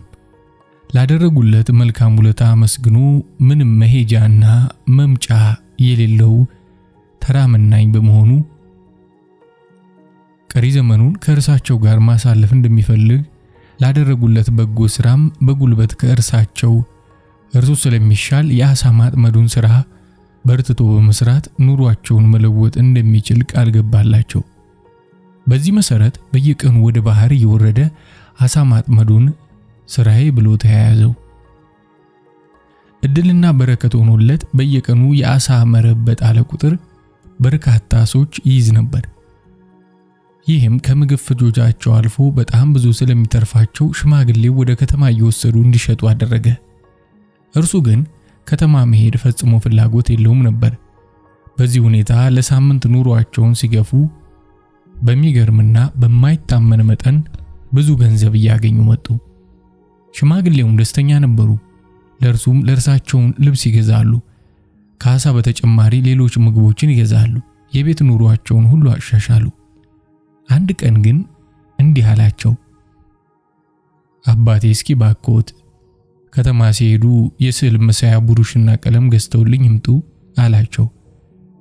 እንደ ልጃቸው የሚያዩትና ከእግዚአብሔር ዘንድ የተሰጣቸውን በረከት መሆኑን አምነው ስለተቀበሉ በደስታ የጠየቃቸውን የስዕል መሳሪያ ወረቀትና ብሩሽ ቀለም ገዝተውለት መጡ። ከአሳ ማጥመድ ውጪ ባለው ጊዜ የመጀመሪያ ስዕሉን አሃዱ ብሎ መሳል ጀመረ። ስዕል ሐዘኑንና የጎዳውን ነገር ምስጢሩን የሚገልጽበት ብቸኛው መንገዱ ነበር። በአብዛኛው መልክዓ ምድርን፣ ተፈጥሮን ወይም አበቦቹን፣ ወንዝና ተራሮችን፣ ዛፎችንም ቢስልም በመሃል ግን የራሱን የህይወት ገጠመኞች የሚመለከቱ ትልቅ ምስጢር ያላቸው ስዕሎችን በተለየ ሁኔታ ይስል ነበር። የመጀመሪያው ስዕል ከእናቱ ጋር መንገድ ዳር ቁጭ ብሎ ንጉሱ በሰረገላ ሲያልፍ የሚያሳየው ትዕይንት ነበር። ከብዙ ስዕሎች መካከል ይህ ስዕል ተደባልቆ ተቀምጧል። በሚቀጥለው ጊዜ ሽማግሌ ወደ ገበያ ሲሄዱ እንዲህ አላቸው፣ እስኪ ከንጉሱ ከተማ ምን እንደሚወራ ምን አዲስ ነገር እንዳለ ጠይቀው ይምጡ አላቸው። አይ ልጄ፣ በደመቀው ባሸበረቀው የንጉስ ከተማ ምን የማይደረግ ምን የማይወራ ነገር አለ? ግን ለኔና ለአንተ ምን ይሰራል ብለህ ነው አሉት። ቢሆንም ጠይቀውልኝ ይምጡ አላቸው። እርሳቸውም በጠየቃቸው መሰረት አሳቸውን ሸጠው ሲመለሱ ከተማ ውስጥ የሚወራውን አፍለኛ ወሬ ይዘውለት መጡ። ምንድነው አፍለኛው ወሬ አላቸው።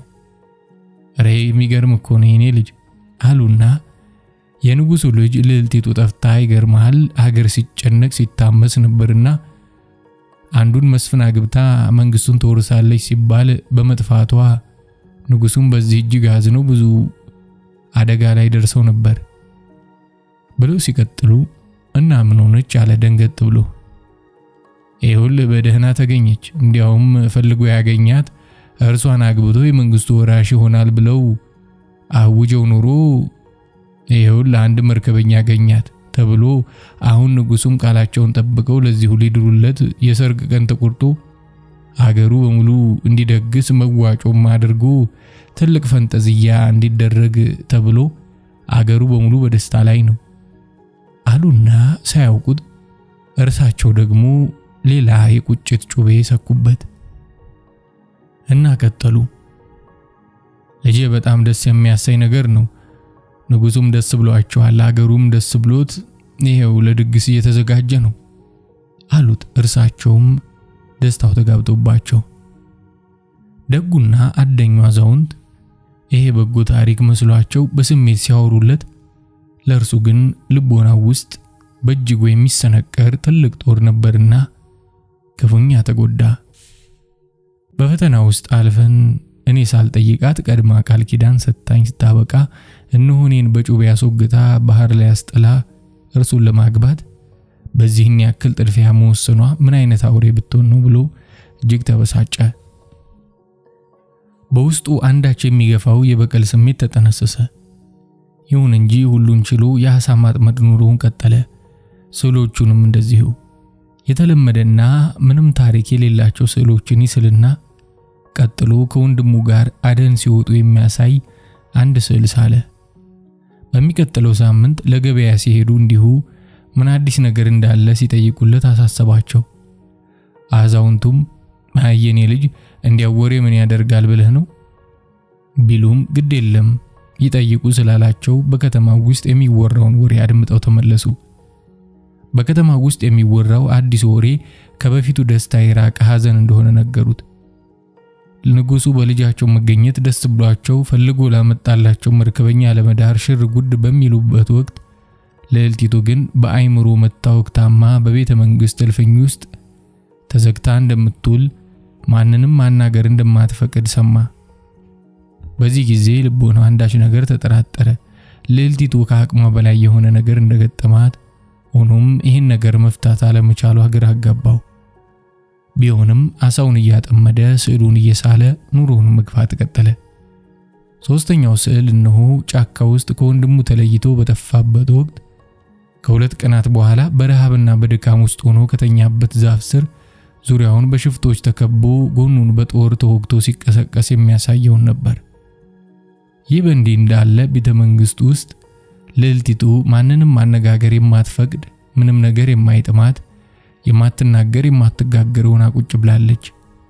በቤተ መንግስት እልፍኝ ውስጥ ካለው ብዙ ነገር ሁሉ ቀልቧን የሚስብ ነገር ቢኖር ግድግዳ ላይ ያሉ ስዕሎች ብቻ ናቸው።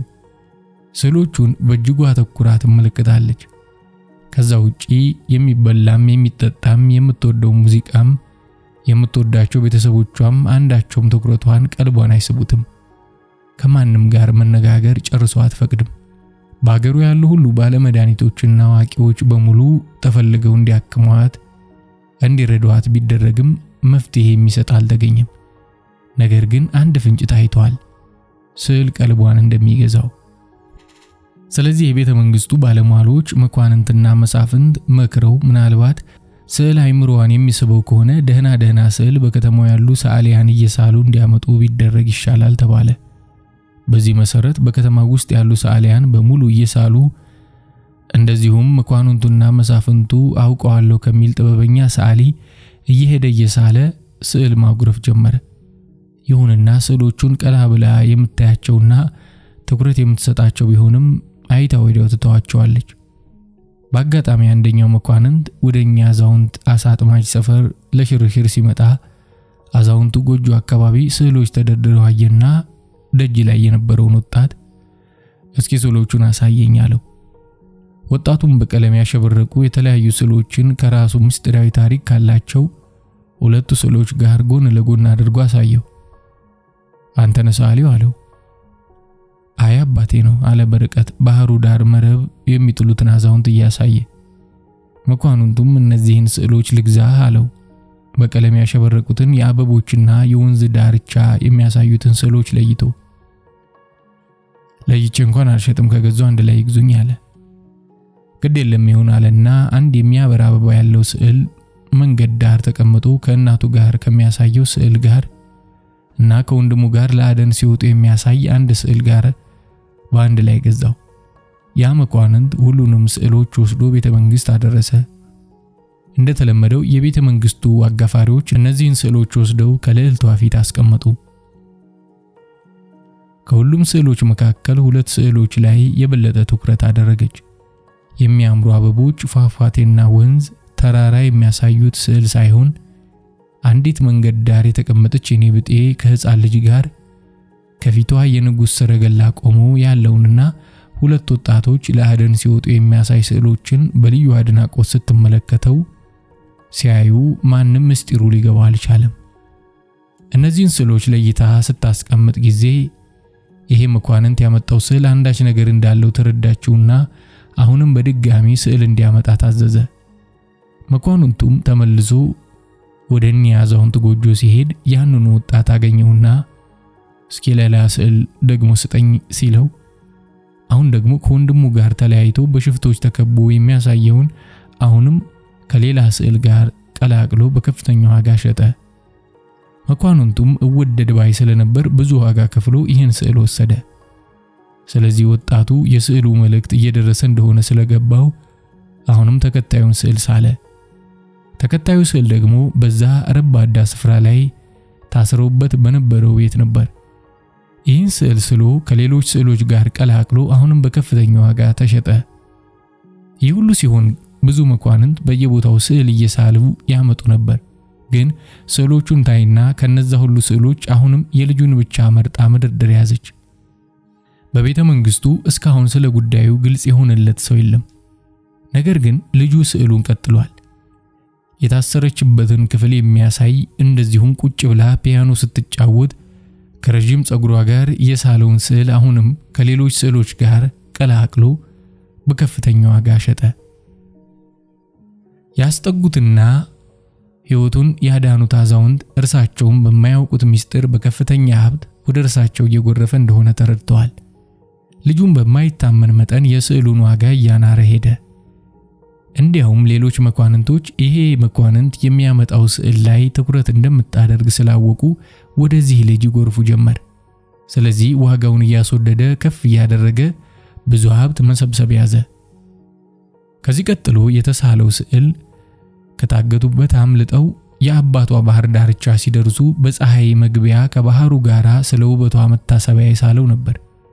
ይህ ስዕል በከፍተኛ ዋጋ ከመሸጡም በላይ ልዕልቲቱን ከነበረችበት የዝምታ ዘቅት ውስጥ ያወጣ ነበር። የዚህን ስዕል ሰዓሊ ማግኘት ፈልጋለሁ አለች። መኳንንቱ ሁሉ ተተራመሰ። መጀመሪያ ከልጁ ስዕሉን የገዛው መኳንንት ተጠርቶ መጣና ከየት እንዳገኘው ሲጠየቅ አይ አንድ አዛውንት አሳ አጥማጅ ጎጆ ደጅ አንድ ወጣትን የሚሸጥልኝ እርሱ ለመሳሉም እርግጠኛ አይደለሁም አለ። ይሄ የህመሟ ምልክት ነው እንጂ የአንድ ባህር ዳርቻ የሚኖር አሳ አጥማጅ አዛውንት ከልዕልቱ ጋር የሚያገናኘው ምንም ነገር የለም በማለት ነገሩን ለማለባበስ ሞከሩ። እርሷ ግን ብትጮህም የሚሰማት አጣች እና ስዕሎቿን ደርድራ በአግባቡ አስቀምጣ ልጁን ማግኘት ባትችልም በስዕሎቹ ለመጽናናት ስትል ቢያንስ እሺ ስዕሉን ማምጣት አታቋርጡብኝ ብላ ተማጸነች። ፈጽሞ ባያድናት እንኳን ቢያንስ የሚያረጋጋት ስዕሉ መሆኑ ስለታወቀ መምጣቱ ቀጠለ። የመጨረሻዎቹን ስዕሎችና እጅጉን ውድ ዋጋ ያወጡትን ሁለት ስዕሎች ማለትም የመርከቡ ካፒቴን እርሷን ሲቀበል በክንዱ ሲያሳርፍ የሚያሳየውንና እሱ ልክ እንደ እርሷ ሲዘል በጩቤ ሲወጋ የሚያሳየውን ስዕል ስሎ የእርሷን ስዕል በመጀመሪያ ሳምንት ላከ። ልዕልቲቱ እጅግ ተደሰተች። ይህ እውነተኛ እርሱነቱን የሚያረጋግጥላት በመሆኑ መልበስ ማጌጥ ጀመረች። ስዕሎቹን አሁንም በጥንቃቄ ማስቀመጥ ጀመረች። ይሁንና አሁንም ከልጁ ጋር የሚያገናኛት ማንም እንደሌለ ተረድታለች።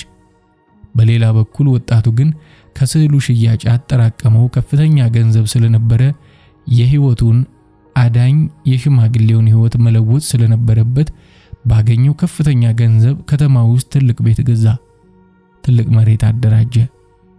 ከዚህ ቀጥሎ መኳንንቱ ሁሉ እየተገዳደረ የመጨረሻውን አስደናቂ ስዕል በጩቤ ሲወጋ የሚያሳየውን ትዕይንት በከፍተኛ ዋጋ ገዝተው ወሰዱ። ልዕልቲቱ ይህን ስታይ ግን እንደገና መሬት ላይ ተዘረረች፣ በእጅጉ አዘነች። መጨረሻ ተስፋ ቆረጠች። ቤተሰቡም ተስፋ ቆረጠ። ከሁለት ቀን በኋላ ግን እንደገና በጥልቀት ስታስበው አንድ ጥያቄ በአይምሮዋ ተጫረ። በጩቤ ተወግቶ ህይወቱ አልፎ ቢሆን ኖሮ ይህን ስዕል ማን ይስለው ነበር የሚለው ነው። በትክክልም ይህ ሰው በህይወት አለ የሚል ድምዳሜ ላይ ደረሰች። እናም አባቷን አስጠርታ አባዬ በእኔ የተነሳ ትልቅ ሐዘን ላይ እንዳለ አውቃለሁ። የኔን ክብርና ማዕረግ እንደምትፈልግም አውቃለሁ። ሙሉ ጤነኛ ሆኜ ደስ ብሎኝ እንኖር ያንተን ፈቃድ ይፈጸም ዘንድ ግን ለአንድ ልጅ የምጠይቀውን አድርግልኝ አለቻቸው። ንጉሱም ምንድነው አሉ። መጀመሪያ ቃል ግባልኝና አለች። እሺ ቃል ገባሁልሽ አሉ በመረጋጋት ደስ ብሏቸው።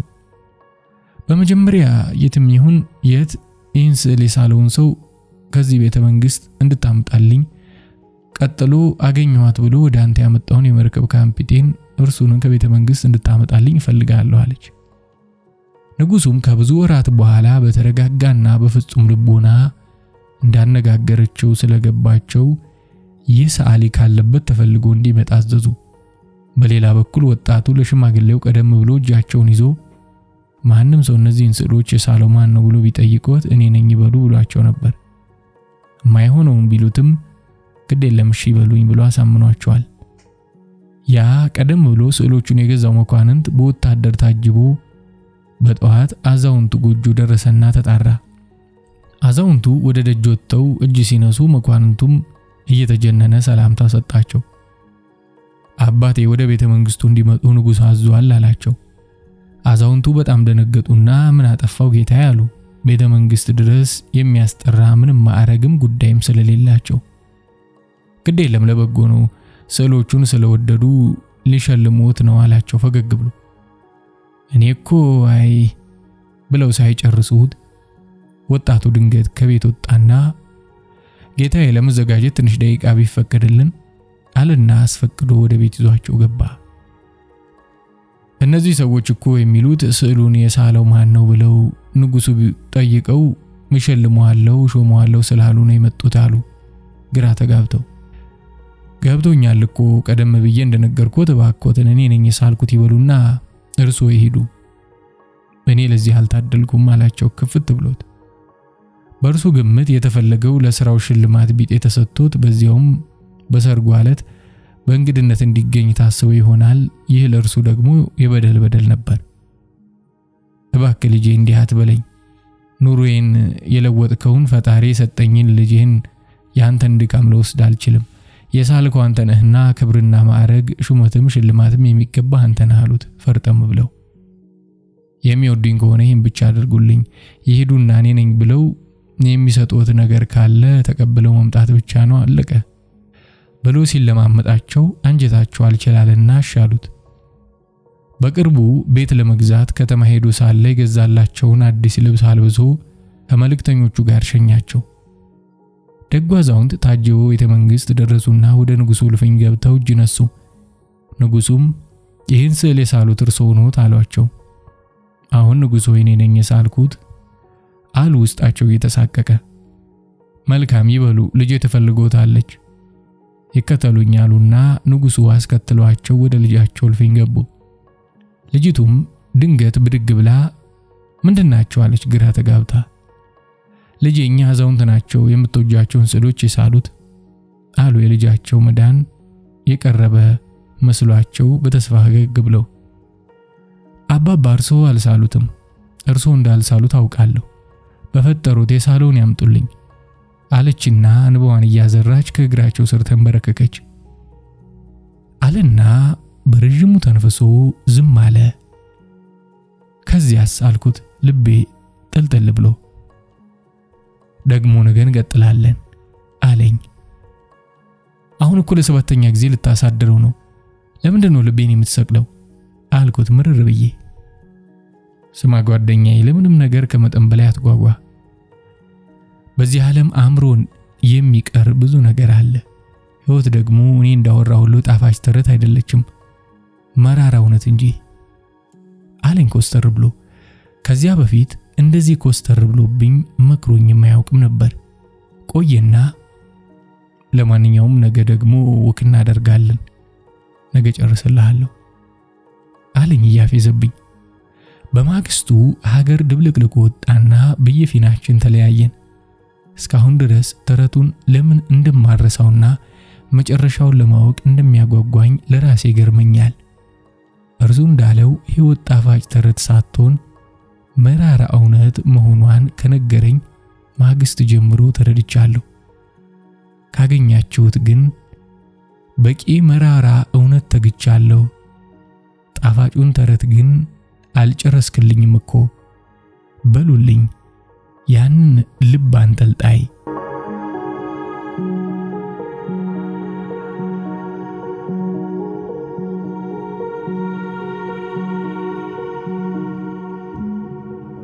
ሁለተኛው ትረካ ደጉ ሐሳቢ። የድህረ ምረቃ ትምህርቴን በመከታተልበት ወቅት ለዚሁ ማሞያ እንዲሆን የመስክ ምርመራ ስሰራ ከገጠሙኝ ነገሮች ሁሉ የማረሳቸው አሉ። ገጠመኞቼን ከመናገሬ በፊት የምርምር ስራዎቼ ምን እንደነበሩ ጠቅለል አድርጌ ማስቀመጡ ታሪኩን ለመረዳት ያግዛል ብዬ አምናለሁ። በሰሜን የኢትዮጵያ ክፍል እንደሚታወቀው አብዛኛው የተፈጥሮ ደን ተራቅቶ ሲያልቅ፣ በጥንታውያን አብያተ ክርስቲያናትና ገዳማት ዙሪያ ግን እነዚህ ደኖች ተጠብቀው ዘመናትን መዝለቅ ችለዋል። ወደ ሰሜን ላቀና ተጓዥ እንደነዚህ አይነት አገር በቀል ደኖችን አንድ አካባቢ ካየ በመካከሉ ቤተክርስቲያን ወይም ገዳም ለመኖሩ እርግጠኛ መሆን ይችላል። እነዚህ ደኖች ለዘመናት ተጠብቀው የቆዩበት ምስጢር ህዝቡ ለቤተክርስቲያኑ ካለው ክብር የመነጨና ቤተክርስቲያኗም ጥቅጥቁና ምልኡ የሆነ የተፈጥሮ ሀብት ጥበቃ አስተምሮ ስላላት እንደሆነ ይታወቃል። በአጠቃላይ የጸሎትና የአርምሞ፣ የምናኔ፣ የቅዱሳን መናኸሪያ፣ የትምህርትና የእውቀት ስፍራዎች ክርስቲያኖች ከዚህ ዓለም በሞት ሲለዩ የሚያርፉበት መካነ መቃብር በመሆናቸው ህብረተሰቡ የሚያከብራቸው ናቸው። እነዚህን ደኖች ጠጋ ብሎ ላስተዋላቸው ሰው ለዘመናት የቆዩትን ያህል ወደፊትስ በዚህ ሁኔታ ይቀጥላሉ ወይ ብሎ ማሰቡም የማይቀር ነው። ዋናው የምርምር ስራዬ የሚያተኩረውም በዚሁ ዙሪያ ነበር። በዚህ መሰረት በርካታ ደኖችን እየተዘዋወርኩ ሳጠና አብዛኞቹ ደኖች የብቅለት ችግር ያለባቸው ወይም ዘር ችግኝ ሆኖ ችግኙ ዛፍ ሆኖ የሚተካ ለመሆን የሚችልበት ምቹ ሁኔታ የሌለበት መሆኑን ተገንዝቤ ነበር። በአብዛኛው ደኖቹ ከውጭ የሚታዩት ያረጁ ዛፎች ስብስብ እንጂ በችግኝ ደረጃ ተስፋ የሚሆን ተተኪ እንደሌላቸው ለመረዳት ችያለሁ። ስለሆነም የእነዚህ የቤተክርስቲያንና ገዳማት ደኖች የወደፊት ዕጣ ፈንታው የሚወሰነው ከታች በሚያድጉትና በሚተኩት ቡቃያዎችና ችግኞች በመሆኑ በቂ ቡቃያና ችግኝ ያለመኖሩ ምስጢር ምንድነው የሚለው መሰረታዊ ጥያቄ ነው። ይህ ጥናት በሁለት መላምት ተከፍሎ የሚታይ ሲሆን አንደኛው ዘርፍ የልቅ የቤት እንስሳ ግጦሽ መኖሩ በተደጋጋሚ ለመካነ መቃብር ስለሚውሉና ሐውልትና ቤቶች ስለሚገነቡባቸው ሲሆን፣ ሁለተኛው ደግሞ ዛፎቹ በተፈጥሮ ዘር የመስጠትና ዘሮቹም የብቅለት ችግር ሊያጋጥማቸው ይችላል በሚል የሚደረግ ጥናት የሚመለከት ይሆናል። በሁለተኛው መላምት ስር የተፈጥሮ ባዮሎጂካል ኤንድ ናቹራል የብቅለት ችግር ከምን ይመነጫል የሚለውን ለማወቅ ወይም ለመረዳት የዛፎቹን የተፈጥሮ እድገት ዑደት መከተል ይጠይቅ ነበር። በዚህ መሰረት አንድ ዛፍ ያብባል፣ ፍሬ ይሰጣል፣ ፍሬው ወደ መሬት ይረግፋል። መሬት ላይ ከረገፈ በኋላ ግማሹ ይበቅላል፣ በቅሎ ችግኝ ሆኖ መልሶ ዛፍ ይሆናል። የቀረው ደግሞ መሬት ውስጥ አፈር ውስጥ ተቀብሮ ምቹ ዘመን ይጠብቃል። በመካከል ዘሩ ዛፍ ላይም ሆኖና መሬትም ከደረሰ በኋላ በእንስሳት ሊበላ ይችላል። እንግዲህ የብቅለቱን ችግር ለመረዳት ይህን ዑደት እየተከተሉ ማጥናት ግድ ይላል። ለምሳሌ በበቂ መጠን ያብባሉ ወይ? የሚያብቡት መቼ ነው? አብበው ሲያበቁስ ያፈራሉ ወይ? ያፈሩት ዘርስ ብዛቱ ምን ያህል ይሆናል? መብቀል የሚችል ዘር ነው ወይ? የከሆነ በኋላ መሬት ላይ ካረፈ በኋላ ዘሩ ምን ይገጥመዋል? እንስሳት ይበሉታል ወይስ አፈር ገብቶ ይቀራል? ወይስ ይበቅላል? ወይስ ከበቀለ ደግሞ ችግኝ ለመሆን ምን ችግር ይገጥመዋል? የሚሉትን ጥያቄዎች መመለስ የጥናት ስራዬ ዋና ተግባራት ነበሩ። እና በዚህ ጥናት አንዱ ገጠመኝ ብዬ የማስታውሰው ዛፎቹ አብበው ፍሬ ከሰጡ በኋላ የፍሬው ብዛት ምን ያክል ነው? የፍሬው አይነትስ መብቀል የሚችል ቪያብል ነው ወይ? የሚለውን የሚመልስ ፌኖሎጂ ኤንድ ሲድ ሬን አናላይሲስ የሚባለውን የጥናት ዘርፍ ሳከናውን ነበር። ይህም የዛፎች አበባ ዘር ማፍራቱና ወደ መሬት መራገፉን እንደ ዝናብ ከላይ የሚወርድ ስለሆነ ሲድ ሬን ይባላል ለማወቅ ነው። ይህን ለማጥናት ዛፎቹ የሚያብቡበትን ጊዜ ከመመዝገብና ማበባቸውን ከማወቅ በተጨማሪ ዘር በሚሰጡበት ጊዜ በደኑ ውስጥ የተለያዩ ቦታዎች በጥናት የተመረጡና በዘዴ በተቀመጡ የ50 ሳንቲም ዲያሜትር ስፋት ያላቸው በአቡጀዴ ጨርቅ የተሰሩ ከረጢቶች በክብ መልክ ተዘጋጅተው ይቀመጣሉ። ስለዚህ ዛፉ አፍርቶ ሲረግፍ ዘሩ ልክ ወደ መሬት በሚወድቅበት አይነት እነዚህ ከረጢቶች ውስጥ ይገባል። ከረጢቶቹ ውስጥ የገባው ዘር በሳምንቱ ለአንድ ዓመት የተወሰነ የዘር አይነትና ብዛት የረገፈበት ወቅት እንደዚሁም ወደ ላብራቶሪ ተወስዶ መብቀል አለመብቀሉ እየታየ ይመዘገባል። በከረጢቱ አፍ ስፋት አንጻር ጠቅላላው ደኑ ውስጥ ምን ያህል ዘር ሊመረት እንደሚችል በአመቱ መጨረሻ መገመት ያስችላል። በዚህ መሰረት ያን ደን በሌላ ሀገር ከተጠናው በሳይንስ ከሚገመተውና ማምረት ከሚገባው የዘር መጠን ጋር ይተያይና ዛፎቹ በቂና ጤነኛ ዘር ያመርታሉ ወይስ አያመርቱም የሚለውን ጥያቄ ለመመለስ ያስችላል። እግረ መንገዱንም የዛፎቹ ቅርንጫፍ ቅጠላ ቅጠል እየረገፈ ከረጢቱ ውስጥ የሚገባውን ወስዶ ደግሞ ዛፎቹ ሲያረጁ ቅጠሎቹ ወደ መሬት ሲረግፉ የሚመጣውን ንጥረ ነገርና ዑደት ኒውትረንት ሳይክሊንግ ለመረዳት ያስችላል። ይህን ጥናት ለማድረግ በ8 አብያተ ክርስቲያናት ቁጥራቸው የታወቀ ከረጢቶችን በስርዓት አስቀምጬ በየሳምንቱ እየተመላለስኩ ከረጢት ውስጥ የገባውን እየገለበጥኩ ወደ ላብራቶሪ እየወሰድኩ አንድ ዓመት ሙሉ መስራት ነበረብኝ። አንዳንዱ ከረጢት ባዶ ሊገኝ ይችላል። ያ ግን የምርምሩ አካል እንጂ ችግር አይደለም። ከ8ቱ ጥንታዊ ቤተክርስቲያን በአንዱ የአብነት ተማሪዎች የሚማሩትና የሚያስተምሩት ደኑ ወይም ጫካው ውስጥ ስለነበረ ምናልባት ከውጭ ሰው መጥቶ ከረጢቶቹን እንዳይወስዳቸው ተማሪዎቹ እንዲከታተሉልኝ መሪጌታውን አደራ ብዬ ተስማምተን ሄድኩኝ። መሪጌታውን ስለምርምሩ በበቂ መጠን አላስረዳኋቸውም ነበር። ብቻ በየሳምንቱ እየመጣው ዘሩን እንደምወስድ ነግሬያቸዋለሁ። በዚህ መሰረት አንድ ወር ያህል በሳምንቱ እየሄድኩኝ ዘሩን እየገለበጥኩ ስመለስ ይመለከታሉ። እኔም ሰላም ላችኋለሁ፣ እሳቸውም ሰላም እያሉኝ ከረጢቶቹን ስገለብጥ ያያሉ። አንድ ቀን እንዲያው እንደዚህ ዓመት ሙሉ እየተመላለስክ ትዘልቀዋለህ አሉኝ በሐዘኔታ። አዎ 1 ዓመት እመላለሳለሁ። ከዚህ ከረጢት ውስጥ የገባውን ዘር ስለምፈልግ በየሳምንቱ መምጣት የግድ ነው አልኳቸው። በዚህ መሰረት 1-2 ወር ተመላለስኩኝ። 8 ጊዜ ማለት ነው። በ9ኛው እንደተለመደው ከረጢቱ ውስጥ የገባውን ዘርና ቅጠላቅጠል ለመገልበጥ ሲሄድ ደኑ ውስጥ ያስቀመጥኳቸው ከረጢቶች በሙሉ ከአፍ እስከ ገደፋቸው በዘርና በቅጠል ተሞልተዋል። ይሄ ለኔ የሚገመትም የሚጠበቅም አልነበረም። ምክንያቱም ያን ያክል በከረጢቱ የሚሞላ ዘር የሚገኝ ከሆነ ተአምር እንደማለት ነውና በጣም ተደንቄ ይሄ ሊሆን አይችልም፣ እንዴት ይህን ያክል ዘርና ቅጠል በሳምንት ይረግፋል እያልኩ ከራሴ ጋር በጥያቄ ስፋጠጥ ድምጼን ሰምተው ይኖሩ እኚህ መሪጌታ ተማሪዎቹን አስከትለው መጡ። ሰላምታ ከሰጡኝ በኋላ መገረሜን ሲያዩ ምን ነው አሉኝ። አይ ደንቆኝ ነው፣ ይህን ያክል ዘር እንዴት ተገኘ ብዬ እያሰብኩ ነው ስላቸው ነው አሉና እኔማ እንዲያው በየሳምንቱ መንከራተት ሲያሳዝነኝ ጊዜ ለምን እኛ አንሰበስብለትን ብዬ ተማሪዎቹን በየዛፉ አሰማርቼ ሸምጥጠን ከመሬት ያለውን እያፈስን እኛ ሞልተንልህ እኮ ነው አሉኝ። ይህን ስሰማ ብው አልኩ። ለወዲያው የሚይዘውን የምጨብጠውን አጣሁ። ምክንያቱም የዚያን ሳምንት ምርምር አውጥቼ መድፋት ስለሚኖርብኝ የዛን ሳምንት መረጃ ለማግኘት ደግሞ በሚቀጥለው ዓመት በዛችው ወቅት መጠበቅ ሊኖርብኝ ነው። ወይም ሁለተኛው ደካማ አማራጭ የዚህን ሳምንት መረጃ መተው ይሆናል። ለማንኛውም በምርምሬ ስራ ላይ ትልቅ ጥፋት፣ ትልቅ በደል ነበር።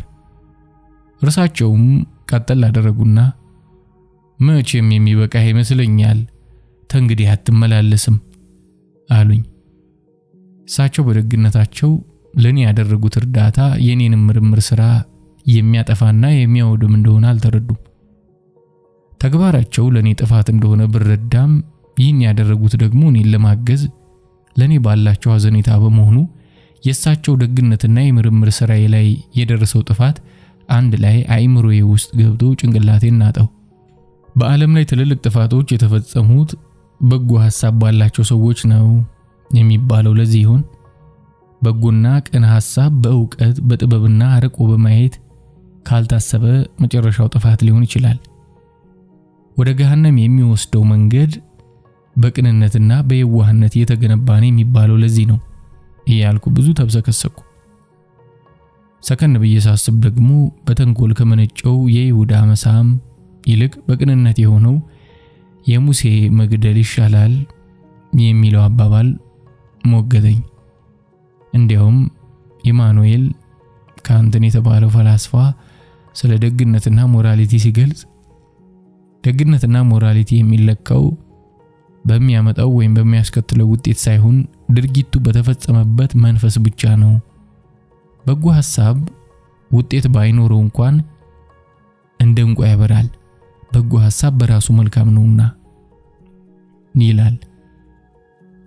እንደ ካንት አባባል በበጎ የታሰበን መጥፎ ውጤት አያበላሸውም። በሌላ በኩል መጥፎ ሐሳቤን መልካም ውጤት አያስከትለውም ነው። ምሳሌ ሲሰጥ አንድ ባለሱቅ በርካሽ የሚሸጥ ዕቃ ተመሳሳይ ከሆነና በውድ ከሚሸጥ ዕቃ ጋር ተቀላቅሎ ለመሸጥ አስቦ ድንገት ደንበኞቼ ዕቃውን ለይተው ቢያውቁት ለወደፊት ደንበኝነታቸውን ያቋርጡብኝና ገቢ ይቀንሳል ብሎ ማጭበርበሩን ቢተወው የተወበት ምክንያት ከራስ ወዳድነት አንፃር በመሆኑ ውጤቱ መልካም ቢሆንም አያስመሰግነውም ይላል። ተረጋግቼ ይህን ሁሉ ሳስበው ከእርሳቸው ደግነት የሚበልጥ ጉዳይ እንደሌለኝ ተረዳሁና መቀየሜን ተውኩት። ራሴን እንደምንም አረጋጋሁና የምፈልገው ዝም ብሎ ዘር ብቻ ሳይሆን ራሱ በተፈጥሮ የሚገባውን እንደሆነ ለወደፊቱ እንዲያደርጉ የምርምሩን ሐሳብ አስረዳኋቸው። በዚህ ሂደት የራሴ ጥፋት ወለል ብሎ ታየኝ። ይህን ገለጻ ቀደም ብዬ ማድረግ ነበረብኝ። የሀገራችን ተመራማሪዎች የተለመደ ተራ ስህተት ነበር። እርሳቸውም ሁኔታውን ሲረዱ በአድራጎታቸው ተጸጽተው አላዋቂ ሳሚ ንፍጥ ይለቀልቃል ማለት አይደል አሉኝ ደጉ መሪጌታ።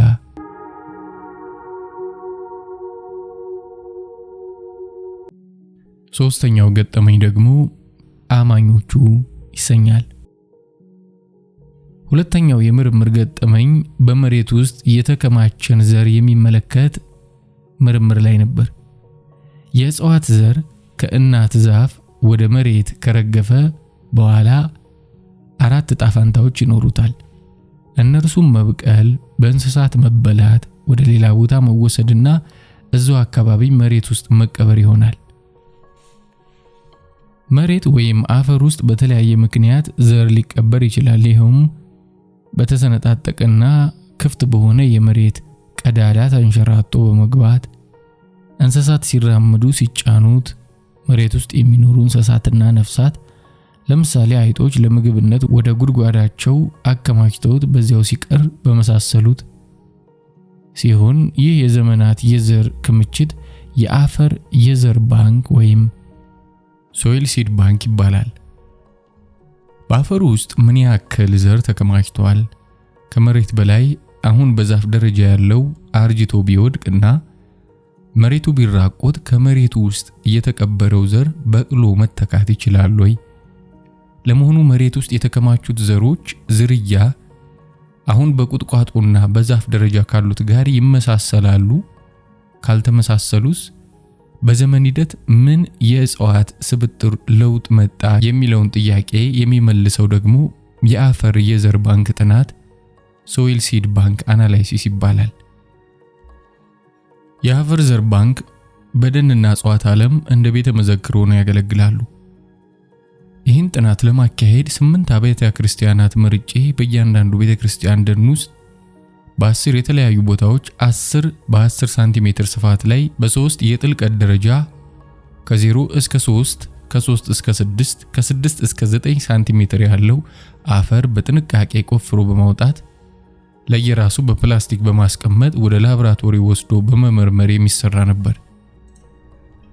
ላብራቶሪ ተወስዶ ሲሰራ አፈሩ በተለያየ ቀዳዳ ስፋት ባላቸው ወንፊቶች ይነፋና በአይን የሚታዩትን ዘሮች ተለቅመው ይለያሉ። በአይን የሚታዩት ዘሮች ከተለዩ በኋላ መብቀል አለመብቀላቸውን የብቅለት ሙከራ ይደረግላቸዋል። ቀሪው አፈር ደግሞ በአይን የማይታይ ዘር ሊኖረው ስለሚችል በሳህን ይደረግና በፕላስቲክ ከተሸፈነ ቤት ወይም ግሪንሃውስ ውስጥ ውሃ እየጠጣ የሚበቅለው ነገር እየታየ ይመዘገባል። ምክንያቱም ከበቀለ የዛፍም ይሁን የቁጥቋጦ ወይም የሳር አይነት መለየት ስለሚቻል ምን አይነት እጽዋት ከርዕሰ ምድር ውስጥ እንዳለ ለመረዳት የሚያስችል ጥናት ነው። ይህን ጥናት ወደማደርግባቸው አብያተ ክርስቲያናት ይዞኝ የሄደው ሹፌር በአጋጣሚ ፊቱ አካባቢ የቆዳ በሽታ ያለበት ነበር። በአንደኛው ቤተክርስቲያን ውስጥ እኔ ጫካ ውስጥ ይህንን አፈር ለመቆፈር ስዘዋወር ከዚያ ያሉ አባቶች ያዩትና የሚቀባው ነገር ይሰጡታል። ከቤተክርስቲያኑ ህንጻ ግድግዳ ላይ ካለ ሽንቁር ገብተው ማር የሚሰሩ ንቦች አሉ። የንብ ቀፎ ማለት ነው። ግን ከቤተክርስቲያኑ ግድግዳ ላይ ከጣራው ዝቅ ብሎ ነው። ማሩ ከቤተክርስቲያኑ ግቢ ውስጥ ካለው አፈር ጋር ተለውሶ ለብዙ ምዕመናን መድኃኒት ሆኖ ያገለግላል። እና እነዚህ አባቶች ለዚህ ሹፌር ይነግሩትና ማሩን ከአፈሩ ጋር እየቀላቀለ ፊቱን ይቀባል። እኔ የደኑን ስብጥር አጥንቼና አፈሩን ቆፍሬ ለመጨረስ ቢያንስ ለ3 ቀናት ያክል መቆየት ስለነበረብኝ በጣም በሚደንቅ ሁኔታ በ3 ቀናት ውስጥ የዚህ ሹፌር ገጽታ ተለወጠ። የፊቱ ማዲያትና ቁስለት ሙሉ በሙሉ ዳነ። በዚህ እየተደሰተ ስራችንን ጨርሰን ሁሉም ቦታ ተዘዋውረን ወደ 2 ኩንታል የሚሆን አፈር ተሸክመን ወደ አዲስ አበባ ተመለስን። አዲስ አበባ የምርምር ስራዬን ለመቀጠል የላብራቶሪና ግሪንሃውስ አገልግሎት ወደማገኝበት የምርምር ተቋም ሄድኩኝ። ከምርምር ተቋሙ አካባቢ ያሉ ልምድ ያላቸውን ሴቶች ቀጠርኩኝ። በተለያዩ ወንፊት እየነፉ በእያንዳንዱ ቤተክርስቲያን ስም ባስቀመጥኩላቸው መሰረት ዘሮቹን እየለዩ ያስቀምጣሉ። የተረፈውን አፈርም መልሰው ቋጥረው ለሚቀጥለው ጥናት እንዲሆን እንዲያደርጉ ተስማምተን ነበር። በዚህ መልክ ስራው በጥሩ ሁኔታ እየሄደ ያለ አብዛኛውን የቤተክርስቲያኖች ናሙና ጨርሰው የመጨረሻውን ቤተክርስቲያን ሲሰሩ ሹፌሩ የቤተክርስቲያኑን ስም ሲያይ እግረ መንገዱን የሱን ፊት መዳን ምስጢር ይነግራቸዋል። ከዚህ በኋላ የተፈጠረው የሚገርም ነበር። ከቀናት በኋላ ተመልሼ ሄጄ ሳይ የዚህ ቤተክርስቲያን አፈር ግማሹ የለም። ከመጣው በእጅጉ ጎሏል። የሌሎቹን ግን እንዳለ ተቀምጧል። ምንድነው የሆነው? የት ሄደ ብዬ ግራ ተጋባሁና አስጠይቃቸው አይ የዚህ ቤተክርስቲያን አፈር መድኃኒት እምነት መሆኑን ስለሰማን መቼም ከጤና የሚበልጥ የለም ብለን ግማሾቻችን ተቀብተነዋል፣ ግማሾቻችን በጥብጠን ጠጥተነዋል፣ ለሌላም ሰው ሰጥተነዋል አሉኝ። እንዴት የምርምር ስራዬን ለምርምር ብዬ ያመጣሁትን እንዴት አደርጋላችሁ ብዬ እብዶንኩባቸው። እነሱ ቴል ይደነግጡ ነው። አይ ምን ነው ከጤና የሚበልጥ ነገር አለ እንዴ አለች አንደኛዋ። የቀረ ይበቃል፣ በዚሁ ተመራመር፣ ይህንኑ ይባርክልህ አለች ሌላኛዋ። ሁሉም እየተቀባበሉ ቁጣዬን አጣጣሉት። እንዲያውም አንደኛዋ ቀበል አድርጋ ሲጀመር በቅዱስ ደብረ አፈር መመራመር ምን ይባላል ስትል ሁሉም እየተቀባበሉ ጭራሽ ጥፋተኛው እኔ ልሆን እንደሚገባ የህሊናና የሞራል ክስ አቀረቡብኝ። ብዙ ወጪ አውጥቼ ጊዜን አጥፍቼ ያመጣሁት የዚያ ቤተክርስቲያን የምርምር ናሙና ሙሉ ለሙሉ መቅረት ነበረበት። ለኔ ከገንዘቡ ውጪ ይልቅ የጊዜ ችግር ነበረብኝ። መረጃ በወቅቱ ሰብስቤ ወደ ዩኒቨርሲቲው ወይም ኔዘርላንድ ለመመለስ የተሰጠኝ የተቆረጠ ወራት ነበር። ብዙ በበሳጭም የሚቀይረው ነገር አልነበረም። እነሱ እንዲያውም ሰብአዊነቴን ተጠራጠሩት። ምርምር ከሆነ ያለው ይበቃል፣ ምንድነው ሰው ዳነ ብሎ እንዲመበሳጨት ብለው ስላጣጣሉት ራሴን እንደገና ገዝቼ በእምነታቸው ተደነቅኩ። መበሳጨቱን ተውኩትና እምነታቸው እጅግ ስላስደነቀኝ በልቤ አቤቱ ባክህ ለኔም እምነት ጨምርልኝ አልኩ።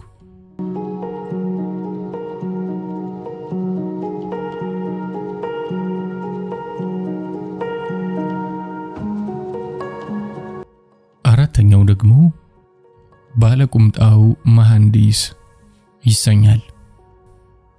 ባሳለፍኳቸው የሥራ ዘመናት ውስጥ ከማስተማርና የምርምር ተግባር ከማከናወን የደን ባለሙያ ሆኖ በመንግስትና መንግስታዊ ባልሆኑ ድርጅቶች ውስጥ ከመስራት አልፌ የቢዝነስ ተቋም ስመራ ጣና ፍሎራ የተባለው የመጀመሪያዬ ነበር። ጣና ፍሎራ ንብረትነቱ ጋፋት ኢንዶመንት የሚባለው ድርጅት ሲሆን ከባህር ዳር ከተማ አቅራቢያ ወንጀጣ በሚባል ቀበሌ 100 ሄክታር ላይ አትክልት፣ ፍራፍሬና አበባ በማልማት ለዓለም አቀፍ ገበያ ኤክስፖርት ለማድረግ የተቋቋመ ኩባንያ ነበር። ይህን ኩባንያ በዋና ስራ አስኪያጅነት እንድመራ ከተመደብኩ በኋላ በተለይ አዲስ የሆነውንና በአካባቢው የመጀመሪያ የተባለውን በ40 ሄክታር ላይ የሚለማ ዘመናዊ የአበባ እርሻ ማቋቋም ፈታኝ ነበር። 40 ሄክታር ሲባል እያንዳንዳቸው 1 ሄክታር ስፋት ያላቸው 40 ግሪንሃውስ መገንባት ማለት ነው።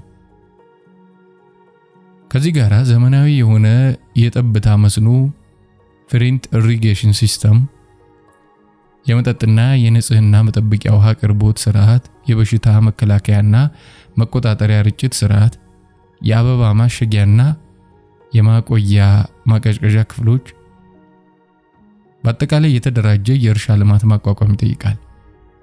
ዓለም አቀፍ ጨረታ አውጥቶ እነዚህን ዘመናዊ ግሪንሃውሶች፣ የጠብታ መስኖ መዋቅሮች፣ ትልቅ መጋዘን ውስጥ የሚገጠም ሪፍሪጀሬተር፣ ፓምፖች፣ ጄኔሬተሮችና ሌሎች የተለያዩ ዕቃዎችን 168 ባለ 40 ጫማ ኮንቴነር ከወደብ ማመላለስና መገጣጠም ያስፈልግ ነበር። ማጓጓዙ ፈታኝ ቢሆንም ከሁሉም በላይ ደግሞ እያንዳንዱ ግሪንሃውስ የሚያርፍበትን መሬት በ2% ተዳፋት ግራና ቀኝ እኩል አድርጎ ጠርጎ ማስተካከል ይጠይቅ ነበር። ይህን ለማድረግ ትልቅ ማሽነሪዎች ያስፈልጋሉ። ድንጋይ ለማውጫ ኤክስካቬተር፣ የወጣውን ድንጋይ የሚገፋ ዶዘር፣ አፈሩን ከቦታ ቦታ የሚሞላው ሎደር፣ ስሎፑን ጠብቆ የሚቆርጥ ደግሞ ግሪደር ያስፈልጋል። ይህን የሚመራ የቅየሳ መሐንዲስ እጅግ ወሳኝ ነበር። ለዚሁ ቅየሳ ስራ ሲቪል መሐንዲስ ቀጥረን ስራውን መስራት ጀመረ። 1-2 ግሪንሃውስ ተሰርቶ ሲያይ የተዛነፈ ሆኖ ተገኘ። ያን መሐንዲስ አባረን ሌላ የተሻለ የተባለ ፈልገን ቀጠር። አዲሱ መሐንዲስ ስራውን በትክክል መስራት የቻለ ቢሆንም ውድ ነበር። ከባህር ዳር 17 ኪሎ ሜትር ርቀት ወደሚገኘው የእርሻ ቦታ ጠዋት መውሰድ አለብን። ቀን ላይ ተመልሶ መጥቶ ምሳ በልቶ ይሄዳል። ከዚያ ማታ ደግሞ መመለስ ይኖርብናል። ስለዚህ ለእርሱ አንድ ተሽከርካሪ መመደብ፣ የሞባይል ካርድ መሙላት፣ ከደሞዙ በላይ አበልና አለዋንስ መክፈል ነበረብን።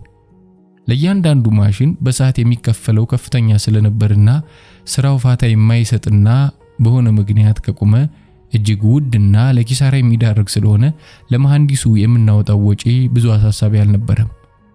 በዚህ መሰረት 8 ግሪንሃውስ በጥሩ ሁኔታ እንደሰራን መሐንዲሱ ወደ ቢሮ የመጣና ሌላ ቦታ በተሻለ ክፍያ ስራ ስላገኘው ልሄድ ነው አለኝ ቁርጥ ባለ ድምጽ።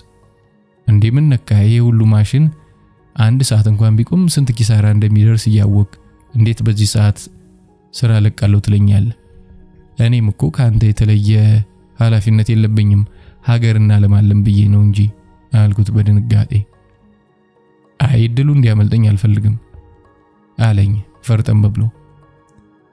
ሌላ ባለሙያ ፈልጌ ለማግኘት ካገኘው በኋላ ስራውን እንዲያውቅ ለማድረግ የሚፈጀውን ጊዜ ታውቀዋለህ። ቢያንስ ወር ይፈጃል። አጠቃላይ ስራው ከመጓተቱም በላይ እነዚህን ውል ፈርመን ያስገባናቸውን ማሽነሪዎችን ምን እናደርጋቸዋለን? እባክህ ሐሳብህን መቀየር አለብህ። እምቢ ካልክ ደግሞ የተወሰነ ደሞዝ ልጨምርልህ ስለው የፈለገውን ብትጨምርልኝ አሁን ካገኘሁት ሊደርስ አይችልም አለና ለማንኛውም 1 ሳምንት ሰጣለሁ፣ በሳምንት ውስጥ ሰው ፈልገህ እንድታገኝ ብሎ እቅጩን ነገረኝ። እጅግ ነበር የተከፋሁትና ተስፋ የቆረጥኩት። እኔስ የግል ተቋሚ አይደል፣ በአካባቢው የሥራ እድል ለመፍጠር የተቋቋመ የልማት ድርጅት ነው። ይህን ያክል እኔ ስለምን ሰቃያለሁ በሚል የመሐንዲሱ ጭካኔ የኔንም የሥራ ፍላጎት ጎዳው። ለማንኛውም እንደ ሥራ ኃላፊነቴ እውነታውን መጋፈጥ ስለነበረብኝ ከ2 ቀን በኋላ እስኪ ስራው የደረሰበትን ለማንኛውም አሳየኝ ብዬ ስራውን ለማየት ሄድኩ። ሳይት እንደደረስን ተቆርጦ የተዘጋጁትን 8 ግሪን ሃውሶች ወደፊት ሊቆርጥ የታሰበውና እያንዳንዱ ማሽን የሰራውን ሰዓት አሳየኝ። ያን ሁሉ ደረጃ በደረጃ ካሳየኝ በኋላ እሱ ወደ ስራው ሲሄድ እኔ አንድ ድንጋይ ላይ ቁጭ ብዬ ቀረሁ። እጅግ ተስፋ የመቁረጥ ስሜት ነበረብኝ። በዚህ መካከል አንድ ወጣት ከመሐንዲሱ ጋር ስንነጋገር ሐሳቡን እንዲቀይር ስለምነው ሁሉ ከኋላ ሆኖ ይሰማን ነበር። ይህ ወጣት ለመሐንዲሱ የቅየሳ መሳሪያ እንዲሸከምለት እንዲታዘዘው ከቦታ ቦታ እንዲላላከው የቀጠርነው ልጅ ሲሆን 10ኛ ክፍል ተማሪ ሆኖ ትምህርቱን ያቋረጠ በአካባቢው የሚኖር ነበር። እጅግ ገራገር የሆነ ለእግሩ ጫማ እንኳን የሌለው ቁምጣ ለብሶ የመጣ ልጅ ስለነበር በቀን ሰራተኝነት 40 ብር እንከፍለዋለን። ይሄ ልጅ ያሳለፍናቸውን ጊዜያት በሙሉ ከዚህ መሐንዲስ አልተለየም ነበር። 8ቱ ግሪን ሃውሶች ሲስተካከሉ ሁሉ አብሮ ነበር። ተግዤ መቀመጤን አየና ቀደም ብሎ ከመሐንዲሱ ጋር የተነጋገርነውን ይከታተል ስለነበር ጠጋ ብሎ እንዲህ አለኝ። ጋሼ ዶክተር ምን ሆነ ነው ምታዝን አለኝ። ሁሉም ሰው ዶክተር እያለ በተደጋጋሚ ስለሚጠራኝ እዛ አካባቢ ያሉ የቀን ሰራተኞችና የአካባቢው ሰዎች ዶክተር የሚለው ስም ማዕረግ መሆኑ ቀርቶ ስሜ ይመስላቸው ነበር። ስለዚህ አክብሮት ለመጥራት ጋሽ ዶክተር ይሉኛል። እኔም እንደተከፋው ምን እባክህ አልኩኝና የመሐንዲሱን ስም ጠርቼ ስራውን ትቼ ሄዳለሁ አለኝ ስለው ኧረ ጋሽ ዶክተር የማያሳስበውን አለኝ። ገራገርነቱ ገርሞኝ እንዴ እንግዲህ እኮ ስራው መቆሙ ነው፣ እሱ ከሌለ ማን ይቀይሳል? እናንተም ስራ ልታቆሙ ነው። ይህ እኮ ነው ያሳሰበኝ አልኩት እንዲረዳው ብዬ።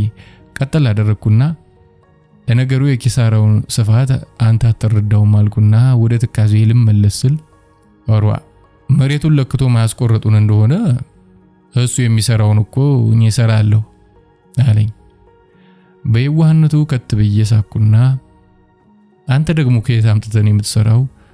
እሱ እኮ ነው መሐንዲስ አልኩት። አይ ጋሽ ዶክተር እችላለሁ ስልህ አለ። አሁንም ዝም ብሎ መሬት የሚቆረጥ መሰለህ እንዴ? በዚያ መሳሪያ ለክቶ አውቆ ነው ችካል ቸክሎ የሚላቸው።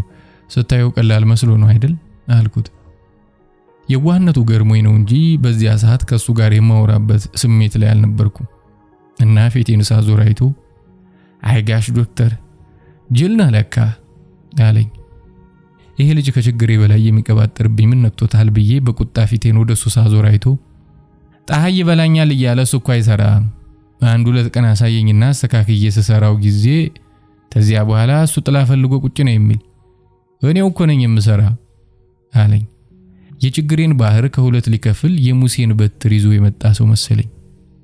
እውነትህን ነው አልኩት። ኧረ ጋሽ ዶክተር ለካ ሰው አታምንም አለኝ። እውነት አንተ መሳሪያውን አንብበህ ምን እንደሚደረግ ታውቃለህ? መሬቱን ታስቆርጣለህ አልኩ በድጋሚ።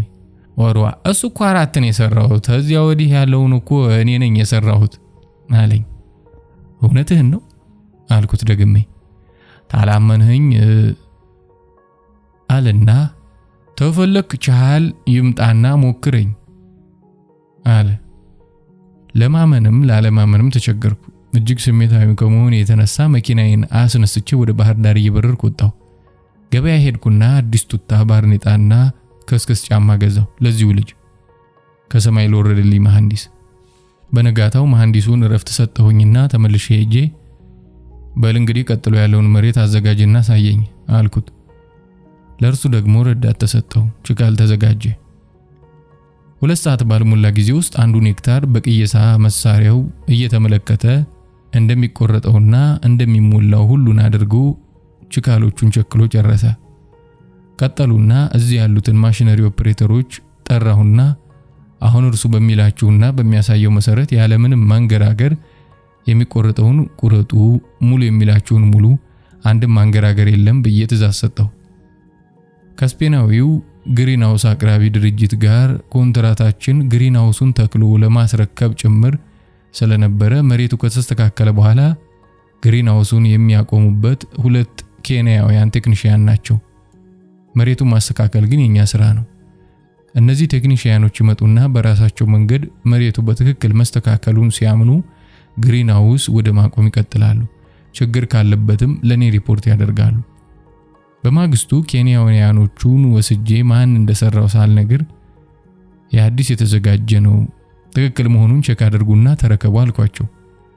በራሳቸው መንገድ ደጋግመው ቼክ አደረጉና በትክክል ነው የተሰራው ብለው አረጋገጡልኝ።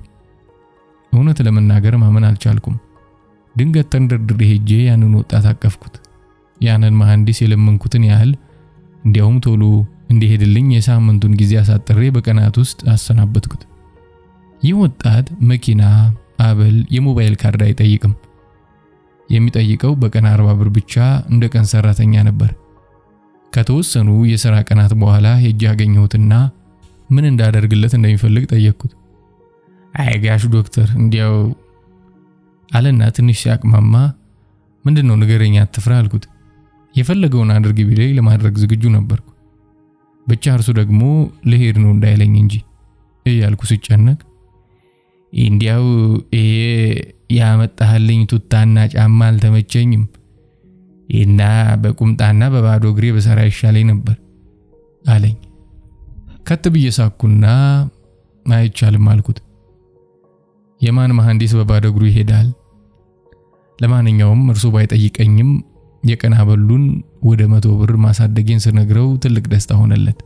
የሚገርመው 40 ሄክታር ግሪንሃውስ፣ ፓክ ሃውስና ሌሎች ግንባታዎችንም በሚደንቅ ችሎታ በሚደንቅ ፕሪሲሽን ሰርቶ አጠናቀቀ። እጅግ ውጤታማ ነበር። ኩባንያው የግንባታ ስራውን አጠናቆ አበባ ተክሎ ወደ ውጭ ኤክስፖርት ማድረግ ሲጀምር ይህን የክፉ ቀን ጉብል መሐንዲስ ስራው ስለተጠናቀቀ ተራ የቀን ሰራተኛ ሆኖ እንዲቀመጥ ወይም እንዲሰናበት አልፈለኩም። ለመሐንዲሱ እንከፍለው የነበረውን ገንዘብ አስልቼ ያ ገንዘብ መሐንዲሱ ቢኖር ኖሮ ልናወጣው የሚገባው ነበር። ግን በዚህ ወጣት ምክንያት ያዳነው ስለሆነ የኩባንያው ቦርድ በፈቀደልኝ መሰረት ያን ወጣት ሙሉ ወጪውን ችለን መደበኛ የቅየሳ ሰርቬይንግ ትምህርት እንዲማር ኮሌጅ አስገባሁት። ከ2 ዓመት በኋላ ተመርቆ ዲፕሎማ ይዞ ከቢሮ የመጥቶ ተገናኘን። ይህን ወጣት ባሰብኩ ቁጥር በሀገራችን የስንቱን ብሩህ አይምሮ፣ የስንቱን ውበት፣ የስንቱን መልካም አስተሳሰብ ድህነት ጨፍልቆት እንደቀረ እያስታወስኩ ልቤ በሐዘን ይኮማተራል።